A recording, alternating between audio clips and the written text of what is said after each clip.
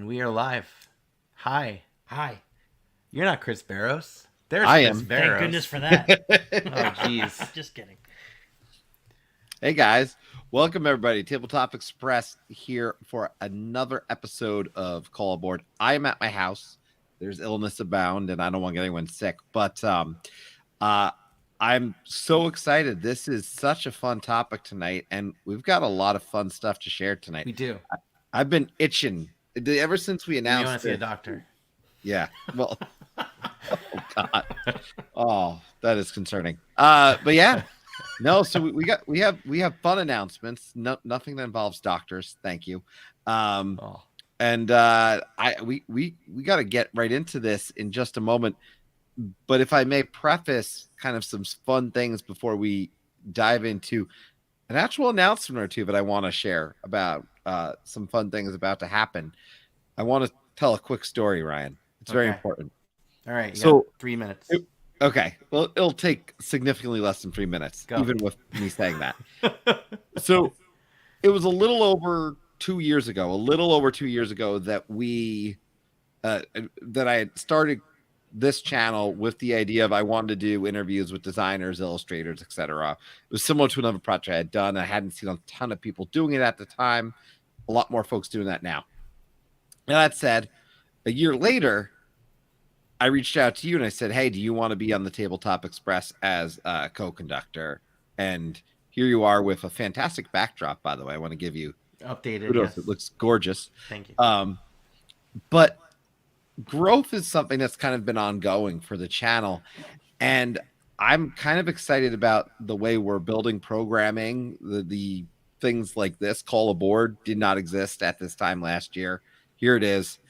I think we've got a few things we should share about kind of that area and topic in terms of growth for the channel. Totally. So here it is. You ready? We are expanding our team. Is that what we're doing? Yeah. Well, I have a whole slide for it. It's just a single slide because I hate multiple slides. Ready? So first of all, Anthony's here because Anthony is actually now a co-conductor on the channel. Oh, jeez. Brought my own. See, already better than me. Don't fire me. It's like the morning zoo in here. What's going on? So we're now a team of 3. So howdy. Huzzah! Thank you. And I see some new team. I see also some additional team members in the chat. I saw Danielle's in the chat and Brian Chandler's in the chat.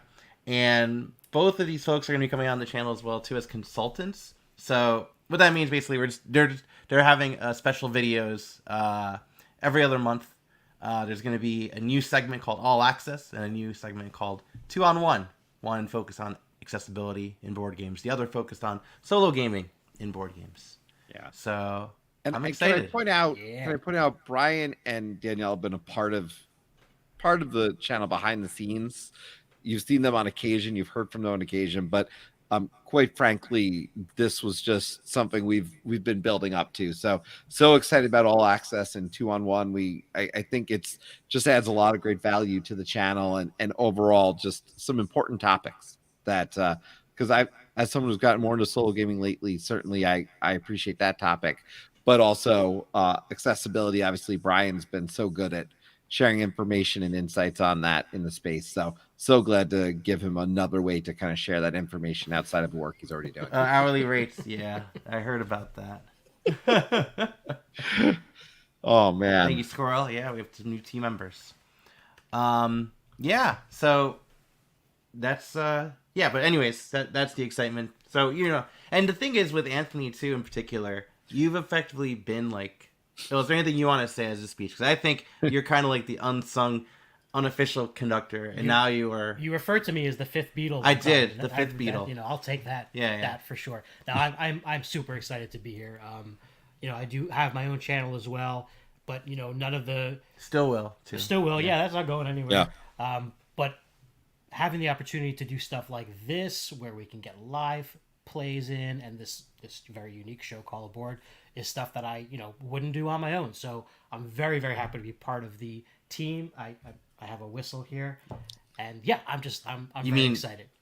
we now have our whistle. Yes. So well, this is everything technically my is shared. son's whistle, so Well, don't share this. That's all right. It's partly mine now too, and it's partly Barros's now too. But not right now, Barros, because quarantine and stuff.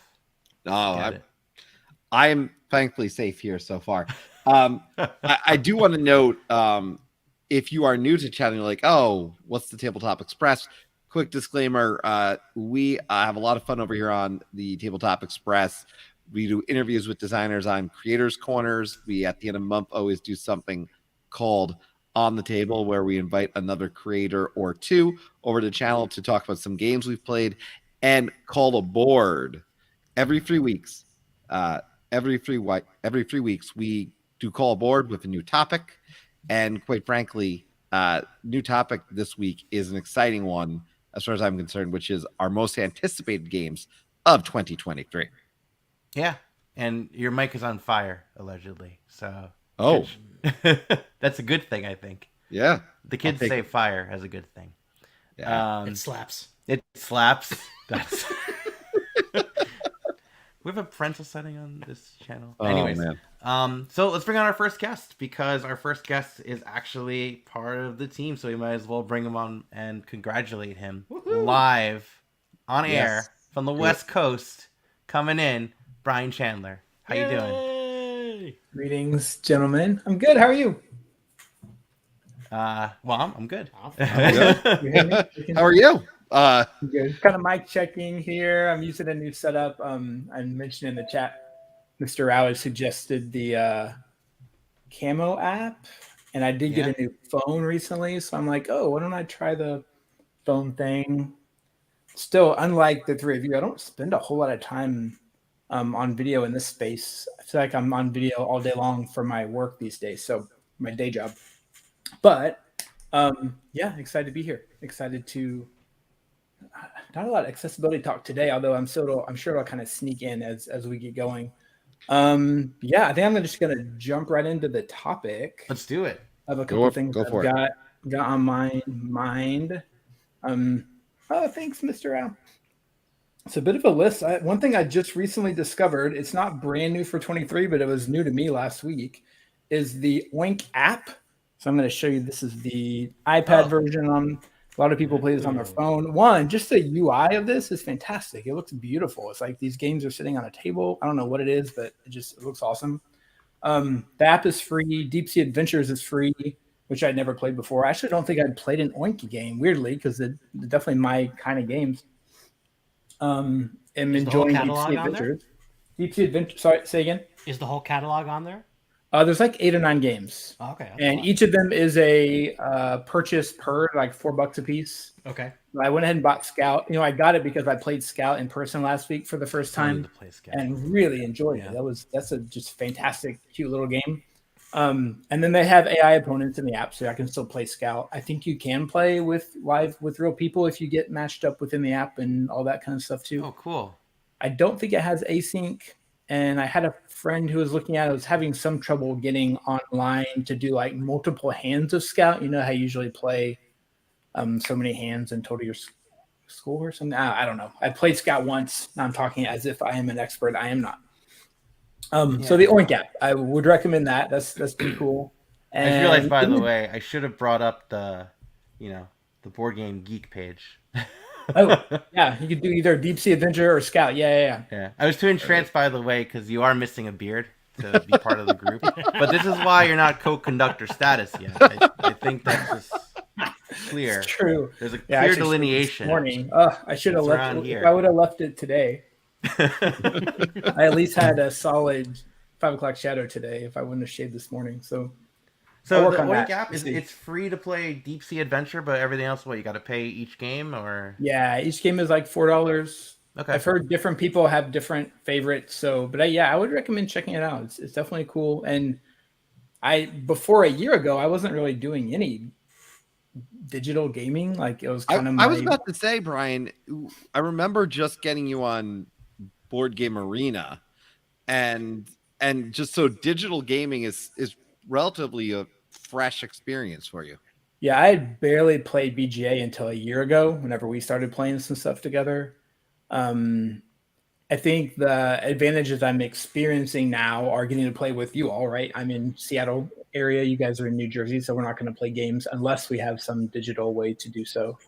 Yeah. And just the flexibility. I do have gotten to play a lot more games. My total, because I do put my BGA games, into my app or whatever to track them, was way higher last year than any previous year of tracking games. So I think it's a trade-off, right? I mean, I am at my computer looking at a dual screen monitor for 8 to 10 hours a day in my day job.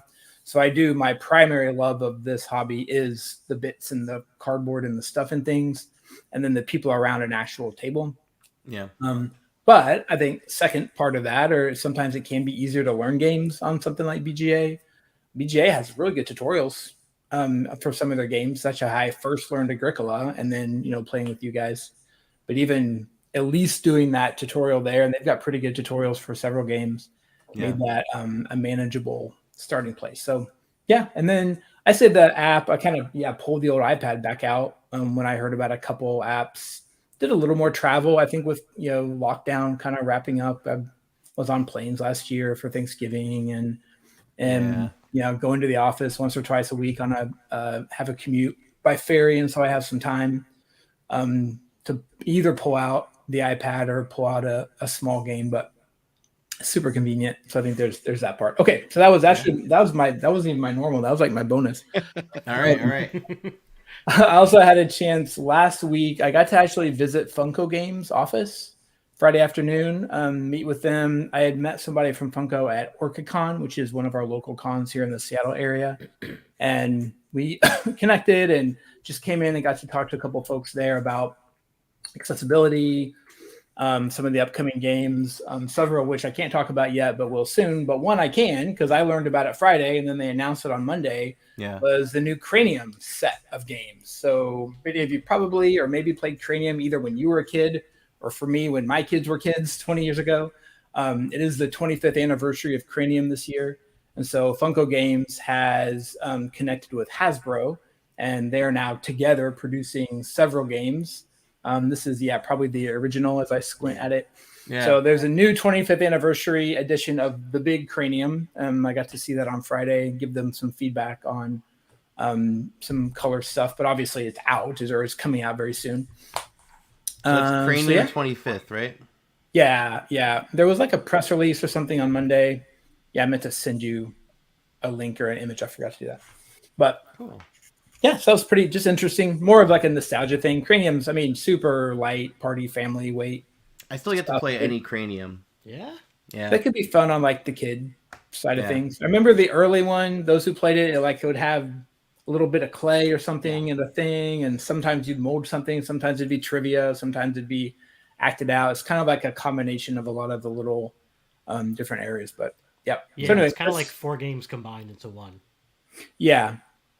So, and then the new stuff out of Cranium looks like it's going to be several different games kind of released over the course of the year. I didn't see any of the other ones, but one looks to be like a Where's Waldo type game, and there's a couple other things coming out. But that's brand new. I didn't know that they were going to announce that 2 days ago. Yeah, look, there's there's not even an image. Yeah, it's there it is. It does say a new feature of this one is going to be Cranium clay and dry erase whiteboards to help you craft your original works of art. So it sounds like they've made a few tweaks for this 25th anniversary edition. That's kind of clever. I noticed all the stuff of the game is inside that case, so that top thing kind of comes off. Yeah, and then all the markers and things are inside there. So I guess what's going to happen is most families are going to dump the box, and that case thing will be the box. So that's kind of cool. So yeah, that's Cranium. Then the games I'm most excited about. I kind of lucked out last week. I got an email from Flat Out Games Wednesday morning that they're reaching out to their reviewers to ship games out and kind of do the preview for some things that are coming out. And I happened to be going to Seattle that day and did an industry event at my friendly local game store in Seattle. So reached out to Sean Stingovich, who's one of the Flat Out folks, and let him know that. And he brought me the games. So I got 2 games that I'm going to be looking at. These are coming from Flat Out Games and AEG. Point one City. Of them is Point City. There it is. And I actually literally just finished 20 minutes ago a solo play of Point City. These are the cards. Man, I'm sorry, my lighting is pretty bad today. No, it's all right. Working on it. So if you've played Point Salad, you're going to recognize the general art style. It's essentially a little city builder. A lot of the same trappings of Point Salad in that you're trying to collect things, but doing so on this grid. So they're like this 4x4 grid. You grab, that's interesting how they have it laid. Yeah, this is what the components look like. But if you've played other flat out games, similar kind of idea. There's going to be a grid. You grab a couple cards from that grid to start making your own tableau. Yeah. Some of those cards are going to give you permanent resources that then you can use to buy more cards.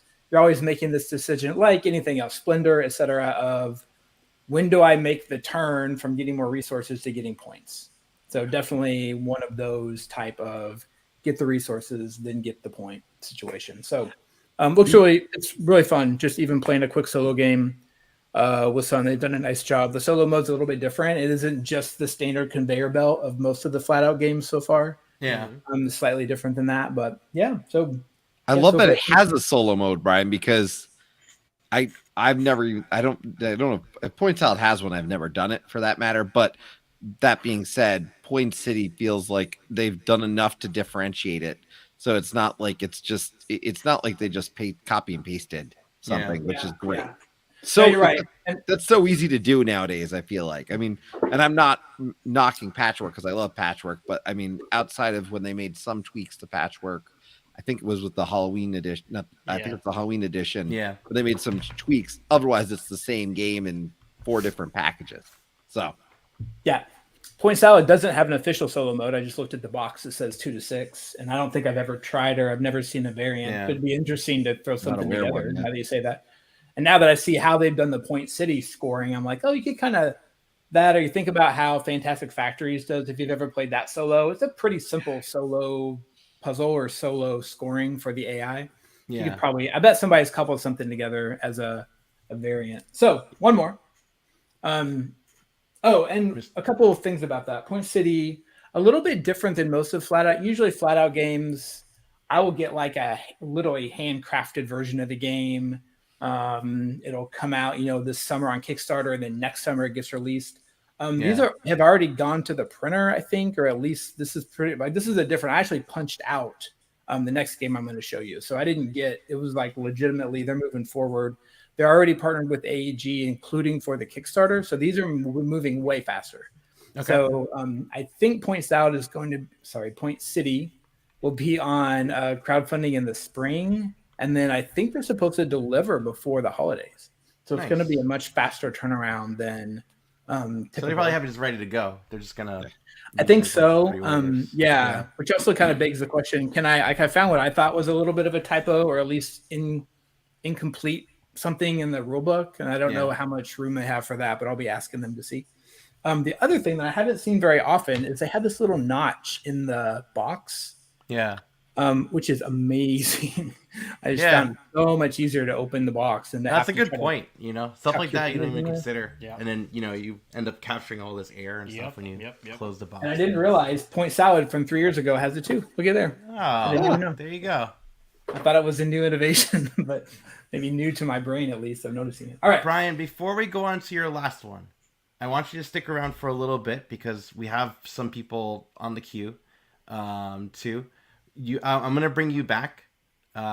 Just stick around. Oh, that's great. Yeah, let's do it. Because we're going to actually do something really fun with the list of games. So I've already written down Cranium 25th and Point City. Perfect. We'll be doing something very fun with this very soon. Awesome. So stick around. No, I'll hang tight and come back. Let's do it. Yeah, I'm going to bring you back, all right? Perfect. All right, later. Okay. Just because I, got to go through the queue. So who do we have next, Barrows? We got 2 people in there. We got two people in there. So we got choices. We got choices. Go ahead. Go. You choose. Well, I am going to, because I happen to know this person had a night out tonight with someone with the kids. So I don't know how long we have them. So I'm going to hold one of you in there for a little bit. And I'm going to bring on David Thompson because I had talked to him a little bit earlier and I knew he might be coming by. So David, welcome. David Oh, Thompson, hey. first Hey, time how caller. are you guys? How are you? Hey, good. Yeah, thanks for having me. Yeah. Hey, it's an open forum for everything, Yeah, And I wasn't sure if you were going to come or not. I wasn't sure if I was going to come or not. Back so. there. That's the reason I got to tell everybody we got Squirrel's in the queue, and Squirrel's awesome and understands this. But I did not know how long we had you tonight, so I want to make sure we bumped you in. Appreciate you coming by. Obviously, I know you've had a very busy 2022, and probably a great 2023 ahead. So would love to hear what's on your mind on this topic, including your own stuff that might be potentially on the way that you can speak to, obviously. But I will give a teaser just so everybody knows. We will be talking about, and it was not planned this way, but we will be talking about a game with your name on it later tonight. So I can tell you that. Hopefully, good things. We'll see. We'll see. It's like let me go, guys, before it gets hot in here. Yeah, no. So for me, it's always, most of my game time is spent either designing or playing with my kids. So yeah, when I look back at at least in recent 2022 history, the stuff I've been playing that's not mine that's really resonated is stuff I play with my kids, which is like the social deduction stuff that the whole family plays together. So we played a lot of One Night Ultimate Werewolf because my oldest daughter is huge into anything resistance or werewolf or whatever. Final Girl with my middle child, my 11-year-old daughter. She and I play co-op Final Girl all the time, so the two of us will just play it together. I do that with a lot of with my kids. We play a lot of solitaire games together. And then with my son, we've been playing Wings of Glory constantly. Oh, so, cool. Yeah. He discovered. I was at Capstone Games. I'm in Dayton, Ohio, and so Capstone Games opened a retail store down in Cincinnati where they're based out of. And so their retail store is not just Capstone stuff; it's everything.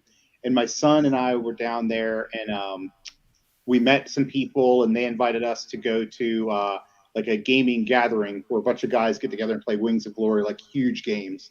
And my son went with me, and so he was introduced to it, and so we've been playing it nonstop. So that's what I've been, not my stuff playing with my kids. That's what I've been spending my time doing. But yeah, I mean, like you said, 2022 was an awesome year for me and my co-design partners, with Sniper Elite and Resist and Undaunted Stalingrad, of course. And of course, Undaunted Stalingrad is what I've been spending the vast majority of my time answering questions and stuff. We kind of expected this behemoth of a game with all the campaign stuff and the basically legacy, kind of resettable legacy, whatever you call that. So tons of questions and stuff, but it's been awesome. The reception's been fantastic. So that's been great. And obviously good for the series, good for Osprey. Yeah. It's a great one. I mean, Barrows, we recently played it last week, and he's never played any of the Undaunted series before. Nope. So I just, gave him the rundown and stuff of the very first scenario. But we're actually going to do the campaign next time we play. Yeah. Okay. So you just played the first scenario of Stalingrad as sort of a learning game. Is that what you did? Yeah. And you're going to restart the campaign, correct. Right? Yes. That's perfect. Yeah. That's what people ask, you can kind of approach it from one of two ways because the scale is the same as Normandy, right? So, but it's a little bit different than North Africa and stuff. So when people are interested in playing Stalingrad and have never played any Undaunted, I say, well, there's two approaches. You can either do what you did, which I think is a really good idea. The first scenario in Stalingrad is easy enough for regular gamers, right? Like gamer gamers to play once or twice, learn the system, and then you can be off. Yeah. Or if you're, a lot of people actually use Undaunted Normandy to introduce their non-gaming, like brand new to gaming people. And it's the first few scenarios are simple enough you can do that. So I thought it was, I don't know if you guys know him, Marty Cannell from Rolling Dice and Taking Names podcast. He actually was introducing his father to gaming with Stalingrad actually. Wow. So that's really cool. Yeah. That's awesome. And that's the coolest, honestly, that's the coolest compliment I can ever get is when somebody introduces their like a war gamer introduces their non-war gaming, like kids or a spouse or Yeah. whatever to their hobby through Undaunted. That's a really cool. Yeah, it's thing. definitely much more on the approachable scale, especially Yeah. with like war games out there. Right. Super. Yeah, it's a really good crossover game. It goes in either direction, right? You can have like, war gamers crossing over into the broader hobby or vice versa. So that it definitely serves that purpose. Now, is there anything? I know you've got a few coming out in 2023. Is there anything you're also looking forward to, or be it for you or the kids coming out this year that's kind of on the anticipation list? Yeah, well, for sure, Final Girl season 2. What was funny is when I didn't know if my daughter was going to like Final Girl. Like I said, with the kids, and each kid is a little bit different, right? My son is 8, almost 9, and so we play a lot of like Warp's Edge and Falling Skies, and so she's much more into the thematic side though, and so she just loves Final Girl. She'll play anything with me. She'll play like crunchy war games or whatever, but she's all about the theme, and so Final Girl is her happy spot. And so I did this I did this thing where I was like, well, let's try one. And she loved it. We played a ton. So then I got a couple. And so today was her birthday. And so I finally got the fifth, like the final module from season 1 that she hadn't played. I gave it to her for her birthday today, and we played it. Oh, the Frightmare one? We didn't go in order, right? So it's the one, it's like, what, I don't know the guy's name. It's like the African setting one or whatever. I don't know. Oh, yeah. That's The manor? No. I don't know the name of it. Next to the Poltergeist, next to the Geppetto guy. That one. Sacred Groves? Sacred Groves, yeah. Sacred Groves, that's it.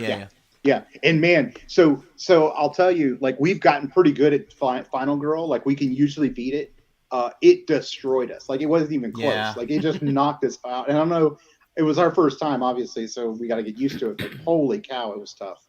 But yeah, it's like it's just a great experience. It's just so fun and just super thematic, and it's a fantastic like I said, co-op solitaire kind of experience for two people to play together. Such a cool idea to play a solitary game as co-op. I never even really thought of that. That's great. It works with the kids because my kids have been playing since they were little, and so they play a lot of games, so they kind of grok it. But even if they don't, right, like just presenting the options to the kids and saying, well, here's the things we can do, what do you want to do? They don't have to know all the rules perfectly. But it's awesome. It's fantastic. Yeah, Final Girl was one. I really enjoyed Final Girl quite a lot. 2022 was the year I kind of started to really dig into some solo play. I played a lot of Hadrian's Wall, as I've talked about before. But Final Girl, so thematic. I really enjoyed it. I'm glad Ryan has it at his house because I can pick it up. Pick it up anytime. Borrow that next. Steal it away. We got them all there. Yeah. So I'll just get the entire season 2, right? I won't piecemeal this one. I'll just get it all and just buy it all. That's what I did too. It's supposed to be shipping out I think next month or March. I got a Kickstarter update not too long ago. Yeah. Now the other thing that we'll do is there's a place here in Ohio called Ravenwood Castle. Have you guys ever heard of it? No, I have not. So it's a castle. It was built like a medieval style castle. I don't know, probably in the 70s, 80s, something like that. I could be wrong, but something like that. And originally it was just built by somebody. They had it as a hotel, whatever. And these gamers, and I think they had a board game cafe in like the Cleveland area, maybe. They bought it, and so it's basically this medieval style castle that's owned by gamers, and so it is basically for gamers now. And so they have weekends where they do murder mysteries and stuff like that. But in March there will be a weekend werewolf. So all 60 people staying at the castle are playing werewolf all weekend long. Oh my gosh! Right, and so we went last year. The whole family went last year, and it is the single most favorite thing that my kids have ever done. They ask about it all the time. And so I would go to I'm not joking when I say this, I would go to the castle's website like at least once a week to see if the dates have been announced to make sure we got our cabins. So that we were there this year. It's the top thing that the family's going to do is make sure we're at Weekend Werewolf. So that sounds awesome, actually. It's unbelievable. Weekend, this thing, right? We got to put that on our bucket list. Put it right Take a here. trip Weekend to werewolf. the weekend That's werewolf. it. That's it. And I'll tell you, so the way it works is you go in, everybody checks in Friday afternoon. They kind of set the stage. And so you're playing werewolf this entire game, and every person in the hotel's in it. But what'll happen is that there's like 3-hour check-ins, and so in the middle of that, between the part where you're doing the check-ins and voting and all of that stuff, you're obviously playing this meta game of werewolf, but all other gaming is going on at the same time. So you've got everybody else is playing smaller games of whatever you want to play in the middle of this massive game of werewolf. Oh man, that's insane. And if you're into it, they have like a basement that's got a bar and a tavern, bar and great selection of beer and all that kind of stuff. So, and some great cabins. It's the ultimate gamer sort of werewolf experience. The people that bought this castle, right, Ravenwood Castle. I remember years ago going to a board game bar in Cincinnati. Is it the same people? I think it was called The Rook. I don't know. Yeah. I'm not sure. Yeah. Well, that was a long time ago. This just entered my bucket list. That's all I'm gonna say. And werewolf. Now they have separate things they do throughout the year. Like they have just a gaming con. Yeah. They have all kind of stuff. But yeah, it's the designer. One of or both the designers that did that created Two Rooms and a Boom runs it. Yeah, I'm looking at Tuesday night games. Two Rooms and a Boom right here. Yep. So it's being run Halloween, really well too. Do they do anything for Halloween? So they do. They do a Halloween version that I think is like more adult. Like my kids were the only younger kids there. There were some teenager kids there, but it's mostly an adult thing. Yeah. And there's a Halloween type version that's like strictly for adults, and most of their murder mystery things are strictly for adults. So most of the things they do throughout the year, my kids can't attend. But this is the one, the sort of the most family friendly thing they have. That makes it even more memorable for them, though. Oh yeah. Like I can't tell you, like for all three of my kids to want to do the exact same thing, it's like all the stars of a line, the Holy Grail. Yeah. Oh, that is winning. Well, look, I gotta first say thank you so much for popping in tonight and sharing obviously some choices on this topic and sharing some more background obviously on your work. I do want to note, am I correct in saying this year's also, because I know a few games are coming out from you this year, but because it's on the topic, is Battle of Britain a 2023 release as of this time? So I know that's the daunting one people are looking forward to. Yeah, so I can't talk about much coming out for me. Most of it's still like on the download. Battle of Britain is this year, so that'll be aerial combat Undaunted, which was very, I always say that we want every single Undaunted game to be something completely different, right? So, North Africa changes the scale, and Reinforcements introduced solo and team play, and obviously Stalingrad was this legacy thing. So we don't want to sit here and design the same thing and reskin it. So it has to be something pretty radically different. And so aerial combat with that deck building system, it was a challenge to us to design, but I like where we went with it. I think it's pretty cool. So I'm excited about that. And then this is not like they haven't publicly announced it, but it's also not secret information that we are working on a new War Chest expansion too. Yeah. So very excited about that. And then the other thing that I'm working on this year, that's maybe going to be released this year within the next year or two, is a game called Chungha, which is about. How do you spell that? It's Zheng. Oh, is that the one you're doing with Jeff Engelstein? With Jeff Engelstein, yeah.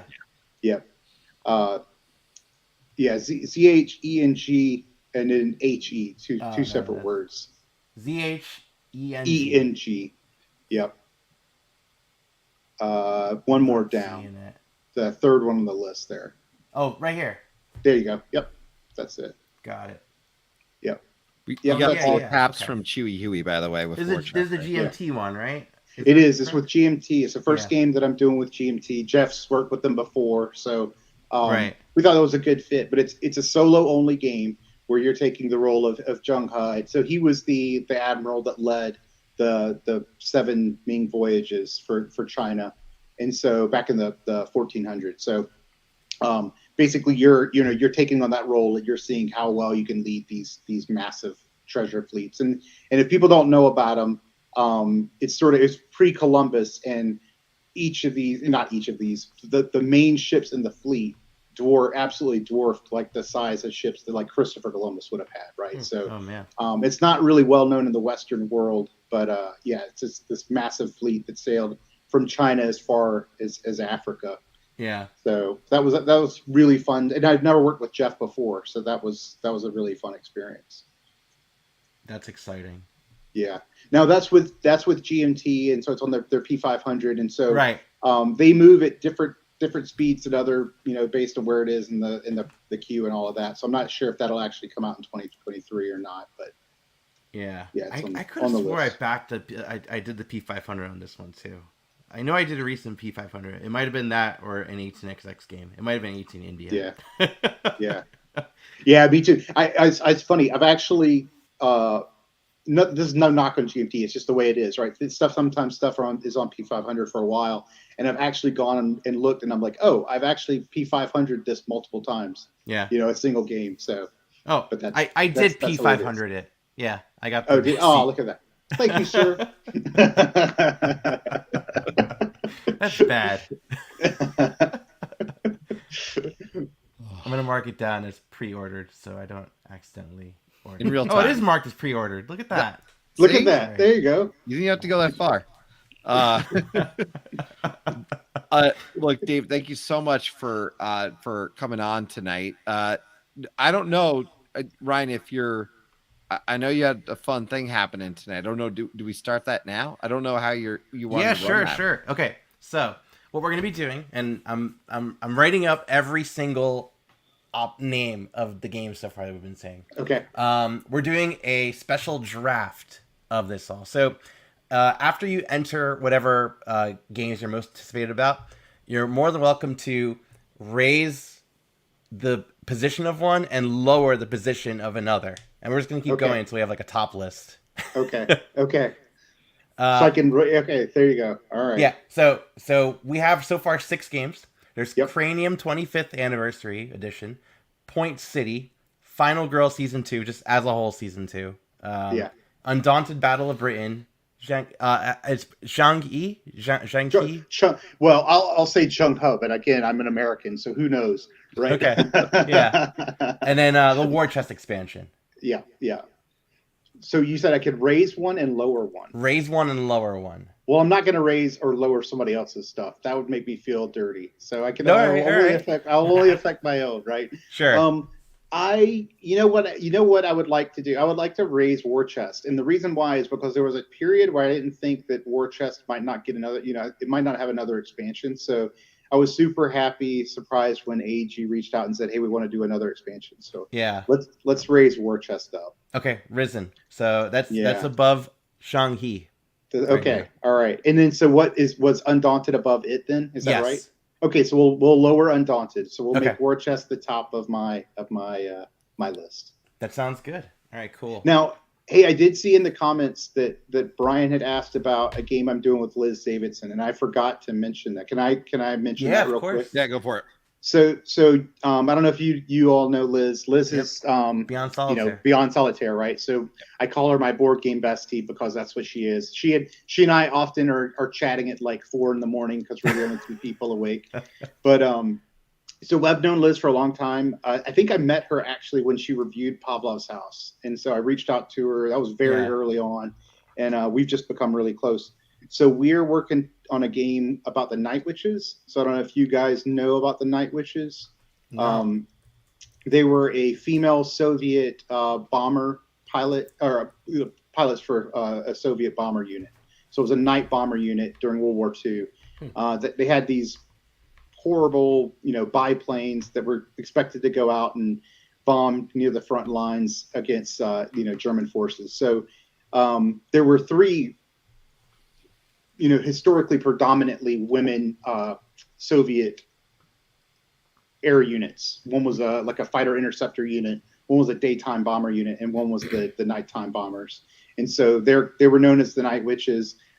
there's some controversy or debate about how they earned that nickname and whether they even actually liked it. But that's regardless. That's what they've been, come to be known as. So Yeah. we're working together on a game about that. It's not been signed by a publisher. A couple of publishers have reached out to us to ask if we're interested, but we're still early on. But it's been super fun working with her on that game. Cool. And what's the name of that one? Is it just called We're Night Witches, yeah. And is that expected for 2023 or? No, I mean we'll probably my expectation is we'll probably complete the design and sign something with a publisher by the end of the year, but it won't be. Okay. It probably won't be released this year. So I'm gonna put an asterisk next to Yes. that. Yeah. Oh man. Sounds good. Awesome. Fair Well, enough. thank you for joining. Yeah, Yeah, thank absolutely. you so much for popping in. Like I Absolutely. said, as we'll tell you and remind everyone, this is something we're going to be doing this year every 3 weeks. Everyone's welcome. So come aboard, publisher, designer, illustrator, content creator, or just, flat out what most people are, board game player. We want all you here. So come on by anytime. Awesome. Thanks, guys. Have a good night. Bye, Thank David. you. Bye. And that is right here. Cool. Yeah. All right, cool. So we gotta bring in Squirrel. Squirrel's been patiently waiting. He has been very patient. Bringing yeah. him in right now. He's right bring him here. There he is. Sorry, How you Squirrel. doing, Squirrel? Doing good. You got me going after David Thompson. How am I going to follow that? That's a good one to follow up. It is. It really is. And it's good that I'm actually following him up because I can quickly speak on Undaunted Normandy. It was Yeah, definitely we did a campaign together. We did do the campaign together on Tabletop Simulator, and we finished it, and it was really, really close. It's a really, really fantastic game, probably the war game that I go to now. And me and a friend of mine in the board game group that I have is going to likely start jumping into North Africa just to see how that is. So we'll see where it goes and continue this story of all the wars and stuff. So it's good. That's exciting. So while this all went on, by the way, I have the list working on it right now. So this is the current list. Okay. We're going to be adding anticipated 2023 games, and just like what we told David, you're at the end of your list offerings. You're going to raise one on the list and raise one down on the list. Raise one down. Got it. Raise one down. Yeah. Raise one down. Raise one down. You know how it goes. You Lower one up. Well, you go up high enough and then you fall, right? It's like for my own Pac-Man. sanity, You raise can up you- and you come from the bottom. Now, does it loop then? No, now we're getting... It's you're the right. gravity effect. I think, It yeah, goes you up know and what? down. For my own sanity, can you change that from untitled document to something? I'm gonna stare at untitled document, and it's gonna Call drive it me nuts. There we go. Untitled 2023. There you go. There we go. Thank you. I feel so much better now. There you go. You have no idea. Oh man. But yeah, Squirrel, what have you had? I know obviously you're playing through some games now, and as well as anticipating some titles, and probably some have arrived. For all I know, in the past week since I've talked about our 2023 titles. But what are you anticipating right now in terms of 2023? Well, Meet up in Union. There you go. yeah, we do got to meet up in Union. Hey, I've been here, so come on over whenever. But the first one I have to talk about is one that was supposed to be released and given to backers at the end of 2022. In fact, I think it was supposed to be fall, and then it moved to winter, and now it's seemingly on freight now and going to arrive in the I States. think I know what you're in going to say. February. Yeah. I've already played this on Tabletop Simulator, and With I know me. for a fact that this is going to be in my top 5 of all time. Whoa. Wow. Spoilers. And probably going to be, for now, it's definitely my number 1 game of 2023, and that's going to be Darwin's Journey. Oh, Yeah. you know, it's so funny. That's not the game I was thinking of. No? I knew he was talking about that. Oh, I know, Barrows, you're anticipating this one too, aren't you? Oh, I am. I'll tell you I which one it was after, but I did like Darwin's Journey a lot too. And I did play that with you. I have a second game, so it might be the other one that you're thinking about. Okay. But yeah, Darwin's Journey is just beautiful. I keep on saying it every time I'm like on your show, and it's great. But yeah, I'm definitely a Point Salad Euro fan, and this is that in spades. Like there's all sorts of different tracks you can go on. You can increase the power of your workers, and like the colors of the what is it, like stamps or seals on your workers depends on it makes his action more powerful depending on the color. Like green is like walking along the path, blue is moving your boat, red is getting more seals, like, and you're just gathering all these species just like Darwin did along the Galapagos, and you're trying to turn them into a museum for points, coins, and just it's all brought together very beautifully. And yeah, I can't wait to actually like physically have this in my hands, because I've played it so many times on Tabletop Simulator. I've taught it many times. Top And 5. I Wow. cannot wait.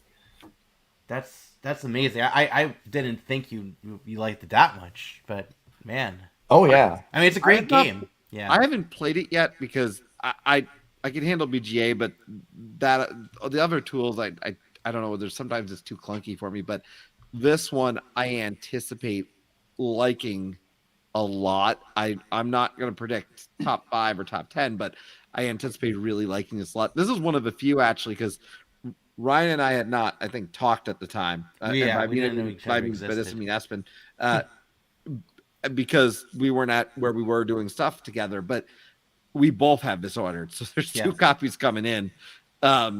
And this falls under the category that I predicted I would like it enough that even if he liked it enough, it would stay. Like, that's how much I thought I would like it. You saying in top 5, that's making me think I might be right. A lot of chatter, by the way, too, about it. Oh, very much so. I'm definitely thinking it's something that you'll like there, Barrows. I love it. Been waiting 2 years on that one. Yeah.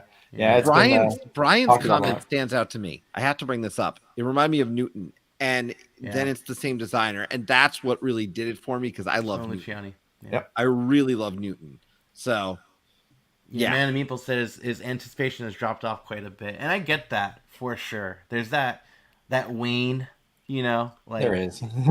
So that waiting period is like, just going like this. This is all you can do now. I mean, there's nothing else you can do. It's the hardest part. By the way, speaking of, if you like Newton, I do suggest Lacrimosa if you've not played that yet, because Lacrimosa is very, very, very much like Newton. Why would you do that? Oh, you're not helping me, but yeah. Oh. True. But yeah, that's the first one of the 2. So if you want to throw that on the list, it's on the list. I wrote it down on the whiteboard, but I'll put it. Let's see if my second one is the other one that you were thinking of. Yes. The second one was actually announced, apparently, I looked it up, in April 2021, which is, April, my birthday. It was great. But it puts together 2 of probably my favorite artists in this industry. Oh, maybe it's not the game. The first one is Vincent Dutrait. He is definitely one of my favorite artists in this industry. The other one is Andrew Bosley. Now, you probably know what I'm talking about at this point in time, but it's about like psychoanalyzing people's minds, and that's why it's called Unconscious Mind.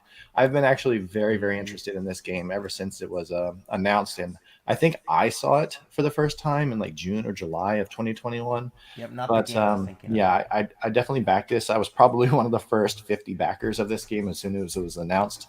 But yeah, just the art. Art is really what encapsulates me in most games. Like that's the trigger of like, oh, this art is fantastic. Let me look at this game closer. And there was some recent plays of this game, and it just seems like everything I like again. Like again, it's a point salad Euro. That's what this is. There's so many rondelles. It's worker placement. It's engine building.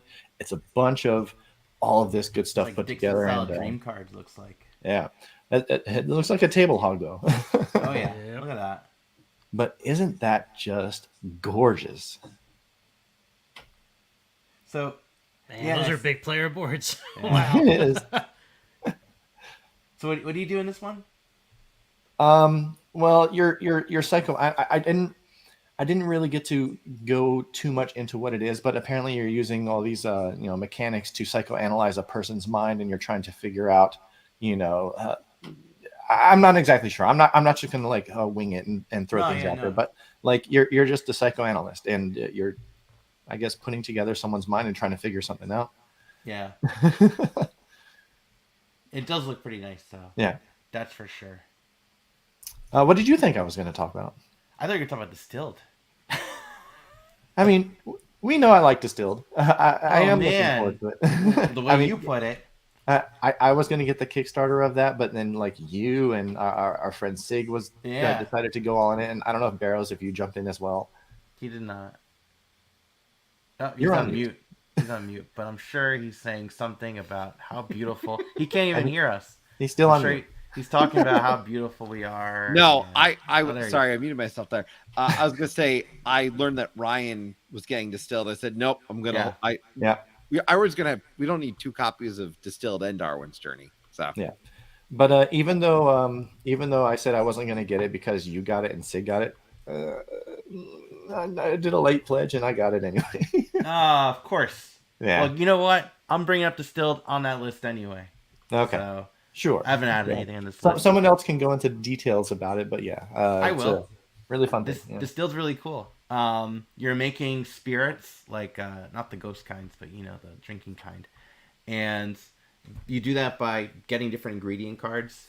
And then what's really nice about it is you have to add some. Whenever you make a drink, you have to just add some additional like hops and water to it. You shuffle it up, and then you kind of see what you get. So the more ingredients you add, the more likely you're going to make the drink that you wanted to make. It's definitely a unique design of luck mitigation. Like so, yeah.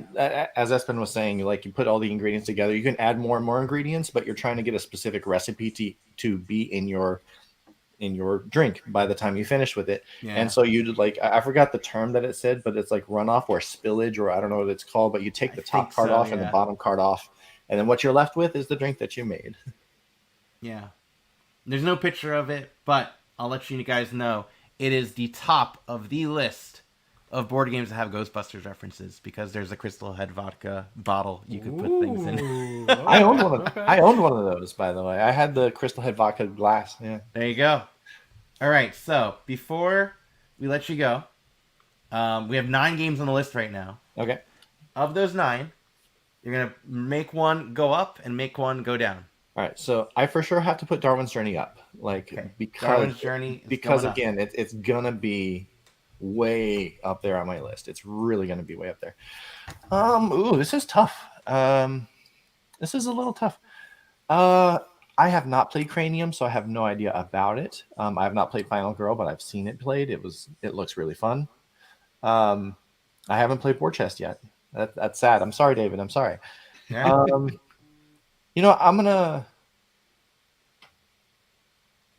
I'm gonna put down. I'm just gonna put down War Chest, and the reason being is because that's an expansion, and yes, a lot of people are anticipating expansions as well. But I feel like throw some base games up there, All right. and have them go higher up on the list. All right. To see the light. Brian's incorrect. I don't know. Maybe Brian, Cranium's listen, number it's 1. the first game you mentioned in the stream. That's just the way it goes. That's apparently. what it. Yeah, you should have thought of something before you said it, Brian. David said it. So there you go. You're all right. Well, Go thank ahead. You, Squirrel. Do you guys have any? I know you're on the podcast front these days. Anything fun happening that we should know about? Oh yeah. So we started season 3 of the podcast, and that was actually the name of the podcast ago. is the Level Up Board Game Podcast, right? That's correct. Yep, right there. And just recently, in fact, tomorrow we're going to come out with episode number 84, which is actually going to be a large collaboration of a bunch of podcasters and YouTubers. And we're talking about our favorite games of 2022. So it's going to be me, Patrick, and Scott from the Level Up Board Game Podcast. We're going to have Will Brown, the Hungry Gamer, if you've ever seen his YouTube videos. It's this guy that's eating a box. Yep. And there's also Josh Bowman. He is on the podcast of the Tabletop Submarine. And so we're all going to be together. So it's going to be 5 people, which is the most we've ever had on the podcast. And we're going to be talking a lot about 2022 games that we've enjoyed. Nice. So look forward to that tomorrow. Awesome. Cool. Well, thanks for popping in, Squirrel. And, thank you, guys. We will talk to you soon. We know all that. All right. Adios. Bye, Squirrel. Later. Now, right. Ryan, you were talking about spirits. Yeah. Okay. Yeah. And I think it's appropriate that while you were talking about spirits that are distilled, that our next caller is Kyle Rowan. Yeah, Kyle Rowan will bring him on. He's right here. Hey. Hey, guys. Though technically they're not spirits in your game. Some are. There's some spirits. They go by different. We've got plenty of things in that.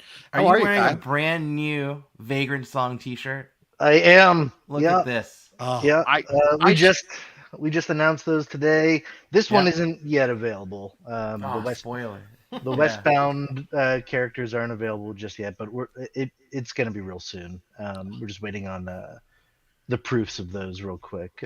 But you can get Vagrants right now on t-shirts. So that's exciting. I sent you a link earlier of the shirt I will be eventually picking up. Yeah, you sent me the Runaway, right? The Runaway. shirt. Yeah. Yeah. I'm pretty sure it says girl's best friend because it's the Runaway with the dog. So Yeah, exactly. it's awesome. So how you been? Great. How are you guys? We're doing good. We've Anthony, brand new. I mean, you've Yeah. been contributing so much. yeah, but now in the official status, first call aboard.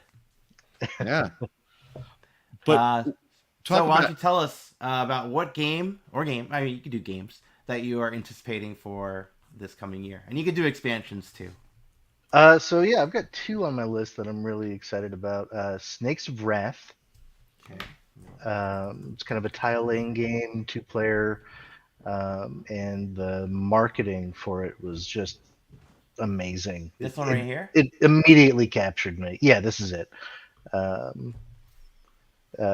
Any game that could put in a comedic flavor in is gonna catch my interest, and their marketing. If you get the time, go watch some of their YouTube videos and stuff like that. Let me see. Yeah. Do they have anything? They have a whole website here. Yeah. this is Is this a 2-player specific then? I believe so. Yeah, it's a versus game. You're laying out tiles. I actually don't know the specifics, but I don't really care until I get it. It's just the marketing got me. Hook, line, and sinker. I'm in. It looks really cool. Oh yeah, it does look like it looks like it's best at 2. It's a 2 to 4, but it's best at 2, Yeah. which that's good enough for me. Best at 2, best. That is what it is. Nice. Okay. And I'm a Mark sucker that for the down. simple That is games too. Snakes of Wrath. So. And the next one might not surprise you, Ryan. I'm a bit of a fanboy of this comic, and that's Harrow County. Yeah. So Pull that up. I rarely go all in on a Kickstarter, and this one, like, I got the skin boy bag and the whole nine. I couldn't help myself. Oh, man. So real Yeah. excited about this one. Yeah, I saw it on Kickstarter, and I'm like, because I still have the comic, so I ended up buying the omnibus of Harrow County, which it's a Dark Horse comic, right? I believe it's Dark Horse. I bought the omnibus of this based on your recommendation when you were talking about theme of like Vagrant Song. What were some of the inspirations? And Harrow County did come up, and it's still sitting on my shelf of stuff to read. It's not a complex read. You can probably get through the whole thing in a day. I believe you. Yeah. I'm just I just keep forgetting. Because I still have, like, on top of it, I have more Hellboy stuff I gotta get through, Sure. Yeah. So. I love Mignola's art, so yeah. But yeah, this looks like it's gonna be somewhat like a root-like, where you're playing different factions and some area control bits, stuff like that. But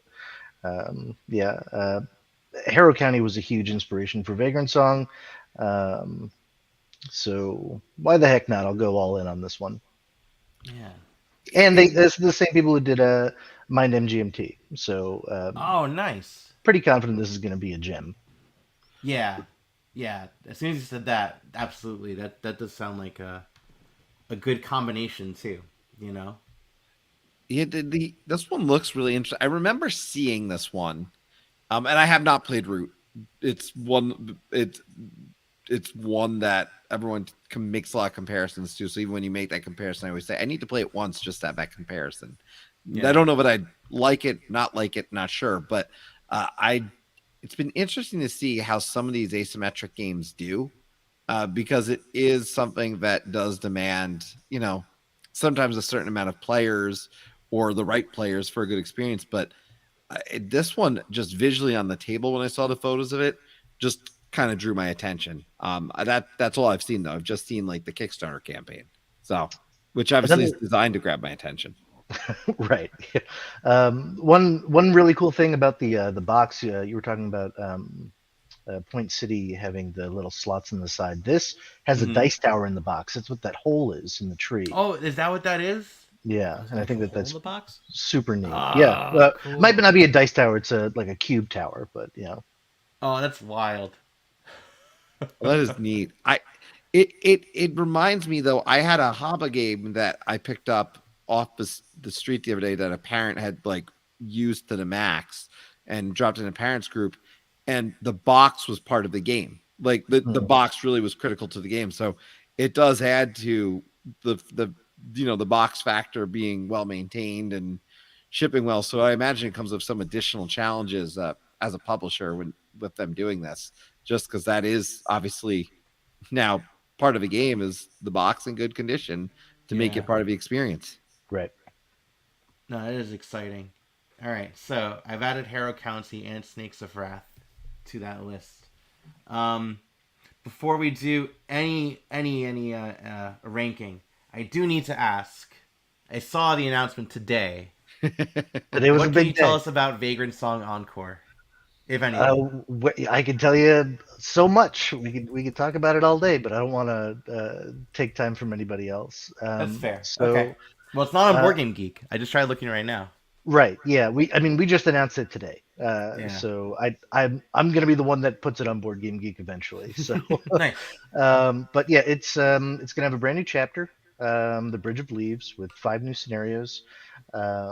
It's going to have new game modes. We're gonna have Save Your Soul scenarios, uh, where you can essentially what's going to happen is if a vagrant goes westbound too many times throughout the campaign, Mm-hmm. they're going to go a little too far on that side, Oh, and cool. you're going to have to go save them uh, before it's too late. So that'll get looped into a campaign if you wanted to. We have off the rails mode, which is going to. I don't want to describe it exactly as a hard mode because it's a little bit more than that, but it's going to be another way to go back into the game that you've already experienced, and revisit some of those fights Oh, and cool. get a little bit more story bits and that sort of stuff from that.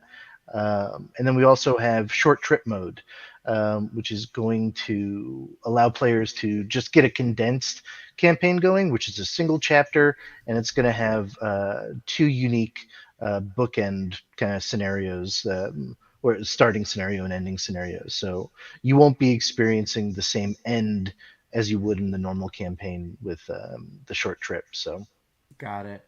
Yeah, very important. Does that mean more plushies for Vagrant Song? nothing announced just yet. Uh, We do have. I don't know if anyone here is familiar with our Malifaux mini game or Malifaux minis mm-hmm. game, but we do a line of miniatures called the Iconic line, where we kind of highlight a scene from a character's story, and you can get a large miniature, like 75 mil high. And we're doing that with Vagrant Song. We're going to be making a miniature for Mako Joe, and that's going to come with 3 junk cards too. So that'll be coming probably before the expansion. I'm still chipping away at content for the expansion. We're going to be Totally. starting playtesting soon, so lots and Nice. lots of stuff coming. That's awesome. This is great to hear. Oh yeah, and Squirrel mentioned too that Jay Cormer, the designer on Harrow County, also did In the Hall of the Mountain King. Awesome. I haven't checked that one out yet, but I've heard great things. Yeah, I know he loves it, and it's a game he lent it to me to play it. I just didn't get a chance to play it. I just ended up giving it back. I'm like, listen, I just haven't gotten to it. I'm sorry. I do want to get to it because I heard it wasn't that great solo anyway. So. Well, there's only anyways. so many games we can play, and I think that's what's exciting to me about this topic of most anticipated, because you're anticipating games. I feel like if you're anticipating 5 to 10 games, or we're kind of narrowing this down here, but if you're anticipating these games, those games you're really going to make sure you get in. So that's one of the exciting things I think about this topic, is the fact that I know I'm going to play this. Like, I had a copy of Hamlet arrive the other day, and I know I'm going to play Hamlet. And I mean, I've already done. I did the solo mode, but like I knew that was going to get to the table, and it got to the table pretty immediately I'm pretty sure I put some other games aside that I intended to play and played Hamlet that day. So, that to me is what makes it fun, though. That this overall topic is games we're going to definitely be talking about at some point in the next few weeks or year. It's not if it We'll arrives, get but to it. Well, this it'll be year. interesting then if you revisit this, right, when we do our favorite games of 2023. I think we should. How many of them will be on there? Ooh, Or I not. like that. See, contribute day one. Done. Day one Uh-oh. contribution. I like it. Good night. All right, so we'll put you on the spot. You're gonna pick a game on the list, bring it up one. Pick a game on the list, bring it down one. I had a Vagrant Song Encore in there. I know it's an extension, but I had it there anyway. So Cranium's got to go down for me. I have no judgment for it, but I've got the copy that's 20 years old, and the Play-Doh is crusty in my closet somewhere. That's got to go down for me a little bit. And then, probably not surprising anybody, I love horror stuff, so Final Girl's got to go up. I've got that back too, and the thing. I know that one I'm really looking forward to. Yeah. I'm sorry, Brian's just amusing me with his commentary tonight. So thank God. Here you go. And I don't want to disparage the game. I'm probably going to check it out because mostly nostalgia because I remember playing that game. 20 years ago. But yeah. Yeah, Final Girl I'm very excited about too. And yeah, you're right. The Thing one. And there's an Aliens one too. Right. Yeah. I've got 2 boxes of Final Girl on the shelf back here that I just haven't touched yet because I'm waiting for the Kickstarter and the core pledge, and they held back my copy for whatever reason. But I'll be patient. Do you have the core? And you at least have Final Girl like you. I remember was laughing when Ryan showed me it, and I was thinking how many people, if they saw it on the shelf, would not buy a core box if this was on an actual shelf. Right. I don't have the core box. Right. That happened to my friend. Yeah. Yeah. So I backed the game. I put a bunch of money towards the second season and a core box. So I think that's why it's being held back because the second season was the predominant focus for my backer. But at the local game store, they had it. So I was like, I got to get a few of these. I'm impatient. Yeah. Well, thank you. We appreciate you coming by, Kyle, as always. And when it comes down to it, as we say to everybody, always welcome. And if you are looking to potentially pop on over, it's just call-aboard.com. That's it. And you can pop into the queue and we'll get you on here to chat the games you are anticipating in 2023. Thank you for spending some time with us tonight, Kyle. Yeah, thanks for having me. This was fun. Thank you. See you later. Bye, Kyle. Cool. That was exciting. It's always nice. Brian is going to campaign hardcore in the chat. Look, Brian, we're not judging, okay? Look, that's okay. This I've found Call Aboard as a great portion of therapy.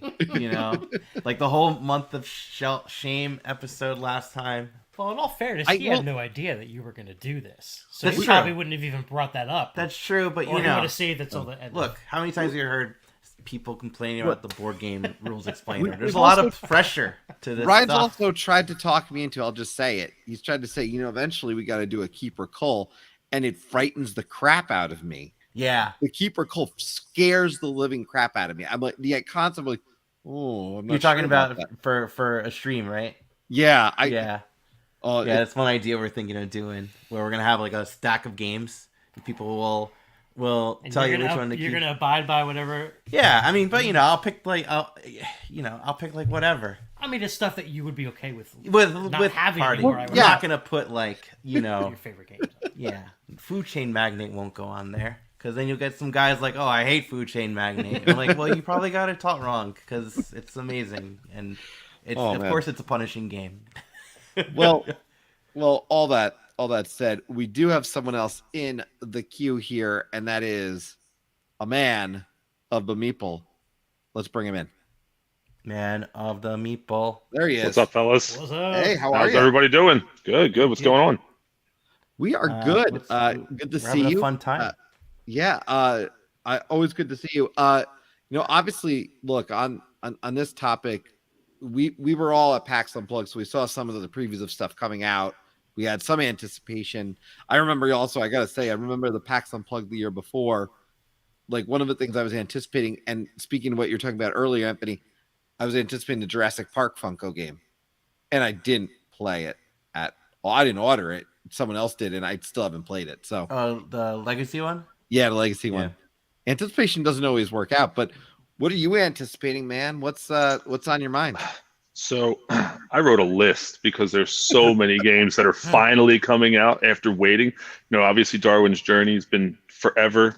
The Witcher is finally supposed to be coming out this year. It's been 2 years waiting for that one. But let's just address the elephant in the room of games, and that's Marvel Zombies. Wait, that's out already, is it not? Well, so Wave 1 shipped already. There's 2 wave shipping, so I'm getting everything all at once. So people who wanted to pay all that extra money to get the base game early did that. There's also the retail version, which is very much different than the Zombicide version. That's what I was thinking of. Yep. So the Zombicide version, so with the giant 2-foot Galactus, I cannot wait to have that thing. Like 3 I don't know versions of. Well, there's 2 different versions, really, that exists in the retail version. Because I've seen the retail version at like Barnes and Noble or something. And it's at Barnes and Noble. I think it's at Target too. So that's apparently it's very, very different than the main Kickstarter game. So I went all in on that. So I'm very much excited for that one. But the other one that I think I'm really, really excited for, actually 2 that I'm super excited for outside of that. So one is Septima, supposed to deliver this year. The artwork is absolutely fantastic. I got to demo that at PAX, and my hype is super, super high for this game. On my list too. Is it? Yeah, it's crossover. It's so good. It's such a good game. And then my other one is Earth from Inside Up Games. That's going to be delivering this year. So those are my 2 big ones. Another game, I don't know. Have you guys heard anything about the game Stradivari? That's supposed to be coming out this year. The name sounds familiar. It's so there's no pictures of it. I've read a bunch of stuff about it, but it just seems so intriguing to me. Like, you play as a member of the Stradivari family in Italy, and it's a worker placement, and you have to collect resources to try and build the best instruments. And you can upgrade your workers, which allow you to generate more resources or better resources to create better instruments. I want to play Geek. I didn't see any pictures on there. I looked on Board Game Geek, but I didn't see anything on there. But I've heard a couple people talk about it. I read a couple things. It seems kind of intriguing, so I'm kind of interested to see that one as well. Nice. Yeah, Earth I've been playing on BG. I've still got to grasp the rules a little bit, quite frankly. And Earth, I think I need to do a game of it that's just real time. And I think the asynchronous thing is not working for me. Yeah. So I want to try that real time and evaluate more so on that, because it's been a lot asynchronously, quite frankly, and I normally don't say that. So that one I'm going to reserve my judgment on, because I remember seeing that one, being interested in it, and then Ryan kind of looked at me like, all right. That's an accurate description of the conversation, I think. Yeah, that is for sure. That's true. I'm not gonna lie. I was not impressed when I saw Earth, but I'll give it a shot, just like Barrows, because the thing is, I did do async as well in BGA without really knowing the rules. I just kind of clicked around, let BGA handle a lot of the auto stuff, which works at times. And I lost by 3 points. So I'm gonna try, reading the rules and actually play it live through BGA probably, because I remember it was last year that Jeremy Howard was talking to us about it. Yeah, he was talking to us about it, that this game is just what we're playing nonstop right now. Yeah, I saw the initial prototype 2 years ago. Yeah. And then I got to do the teach, Connor and the guys at Inside Up Games, they were doing a live BGA teach, and so I got to check it out there, and I really like it. I like the artwork. I like the photography. I like the realism. And, Yeah. I think there are games where you want that hand drawn, that Best Sobel style art in games like that. But I also, it's different. So I like this style. I like the photography, the realism of it. This this stuff actually aligned for me though, like compared to, I hate to say like Terraforming Mars or Ark Nova, but like this actual art worked for me as I looked at it, as compared to I always say Terraforming Mars because it had that mix of combination of stuff. Like the stuff all kind of matches visually, it aligns, and that I will say that's a significant difference for me. Terraforming Mars I know gets a lot of hate for it. Terraforming Mars is a fine game, but that part always bugged me. So I'm glad that they really were consistent with what they did. Yeah. But yeah. But I'll do it. Like I say, yeah, Squirrel, happy to play you sometime. Maybe we do a game, a real-time game with a bunch of us. And I'm sure I didn't find it complicated. It was more a matter of I don't think I was doing it right or well. And yeah. So I'm excited about trying Earth. I'd love to play a physical version of it. I think I'm going to enjoy a physical version more in terms of this case. Some games don't do well digitally, quite frankly. And this one I don't think was cutting it for me. Yeah, I was while I got to learn it on BGA, like it's not the same thing as actually having the cards in your hand and seeing it, and it's a totally different experience. Yeah, I say that with War Chest all the time. I mean, I know David was on, but like with War Chest, playing it online versus playing in person, like it's a distinct different feeling. And we did those components for that game in particular. But yeah, no, I'm glad you mentioned it though, because I forgot it was a 2023 release. Quite frankly, I just saw the BGA stuff. Which one? Earth's gonna be soon. It's coming soon. So, all right. So I'm gonna pull up that list. So rules of the list. On this list, you're gonna take a game, move it up a spot. Take a game, move it down a spot. Gotcha. All right. So I'm definitely moving Septima up. Septima's going up. Yeah, that's got to go way up. That's the hard part, though, because when you come in, you got to work. Things are got to work. Things got to work their way up. Going down. Jeez. We could always play around with the rules. This is a good list, man. This is a really good list. Yeah. Let's move War Chest down. War Chest down. Yeah, it's an expansion. That's a fair argument. The expansion argument is fair. In that case, the base game does get a little extra. Yeah, Squirrel made the same comparison too. Definitely, yeah. Yeah. We're playing with it as we go along. Yeah. It's the first time we've tried the draft thing, so we can always, we learn and we live and we learn, right? Yeah. It came about hey, can we try this today? Yeah. That was what it was. Yeah. I learned about this 3 hours ago. So, and Anthony learned about it as we went. Probably an hour before we went live, and Brian Chandler learned about it after he selected his first pick, which he told us about a lot. Man, maybe we should have allowed Pac-Man rules, and the first one could go in the opposite direction and just. Ooh. See, now we have lots to play with here. We're gonna play. It's going to be totally different for next time. Yeah. Oh man! Well, thank you for coming by. Thanks, guys. Obviously, we always appreciate it, and some good picks for sure. Good stuff, guys. All right, I'll see you soon. Have a good one. Later. See you guys later. Cool. All right. We're doing pretty good. Got a lot of anticipated games. Some of which I was like, I have games coming in already. I don't need to buy this, but I was tempted, especially with the Harrow County discussion. Maybe I should probably read that. I'm gonna read it, and maybe that's why I don't want to read it, because I don't want to be like, oh, I like this a lot. Now let me play the game of it. Well, you know what you'll do, so let's just be real. Yeah. All right. I can't believe it's taken this long for a game to be called Earth. Yeah, right. And you know what's fun about that too? On Board Game Arena, every time you go in, it says "Welcome to Earth," and I just read it as thanks for having Will Smith Independence Day, punching the alien. They need the Rodney Smith voiceover. Yeah, that's going to be coming up next probably. So we have our next guest lined up. You want to introduce? I introduce? Who introduce? Go for it. You go for it. I'll introduce. So our next guest is a recent board game. Well, had her game released at the end of 2022, and we're actually going to be reviewing it today. Spoilers. Yeah, so we are. And I did like it. But anyways, so we're bringing in Tory Brown. So I'll bring her in. Hey, Tory.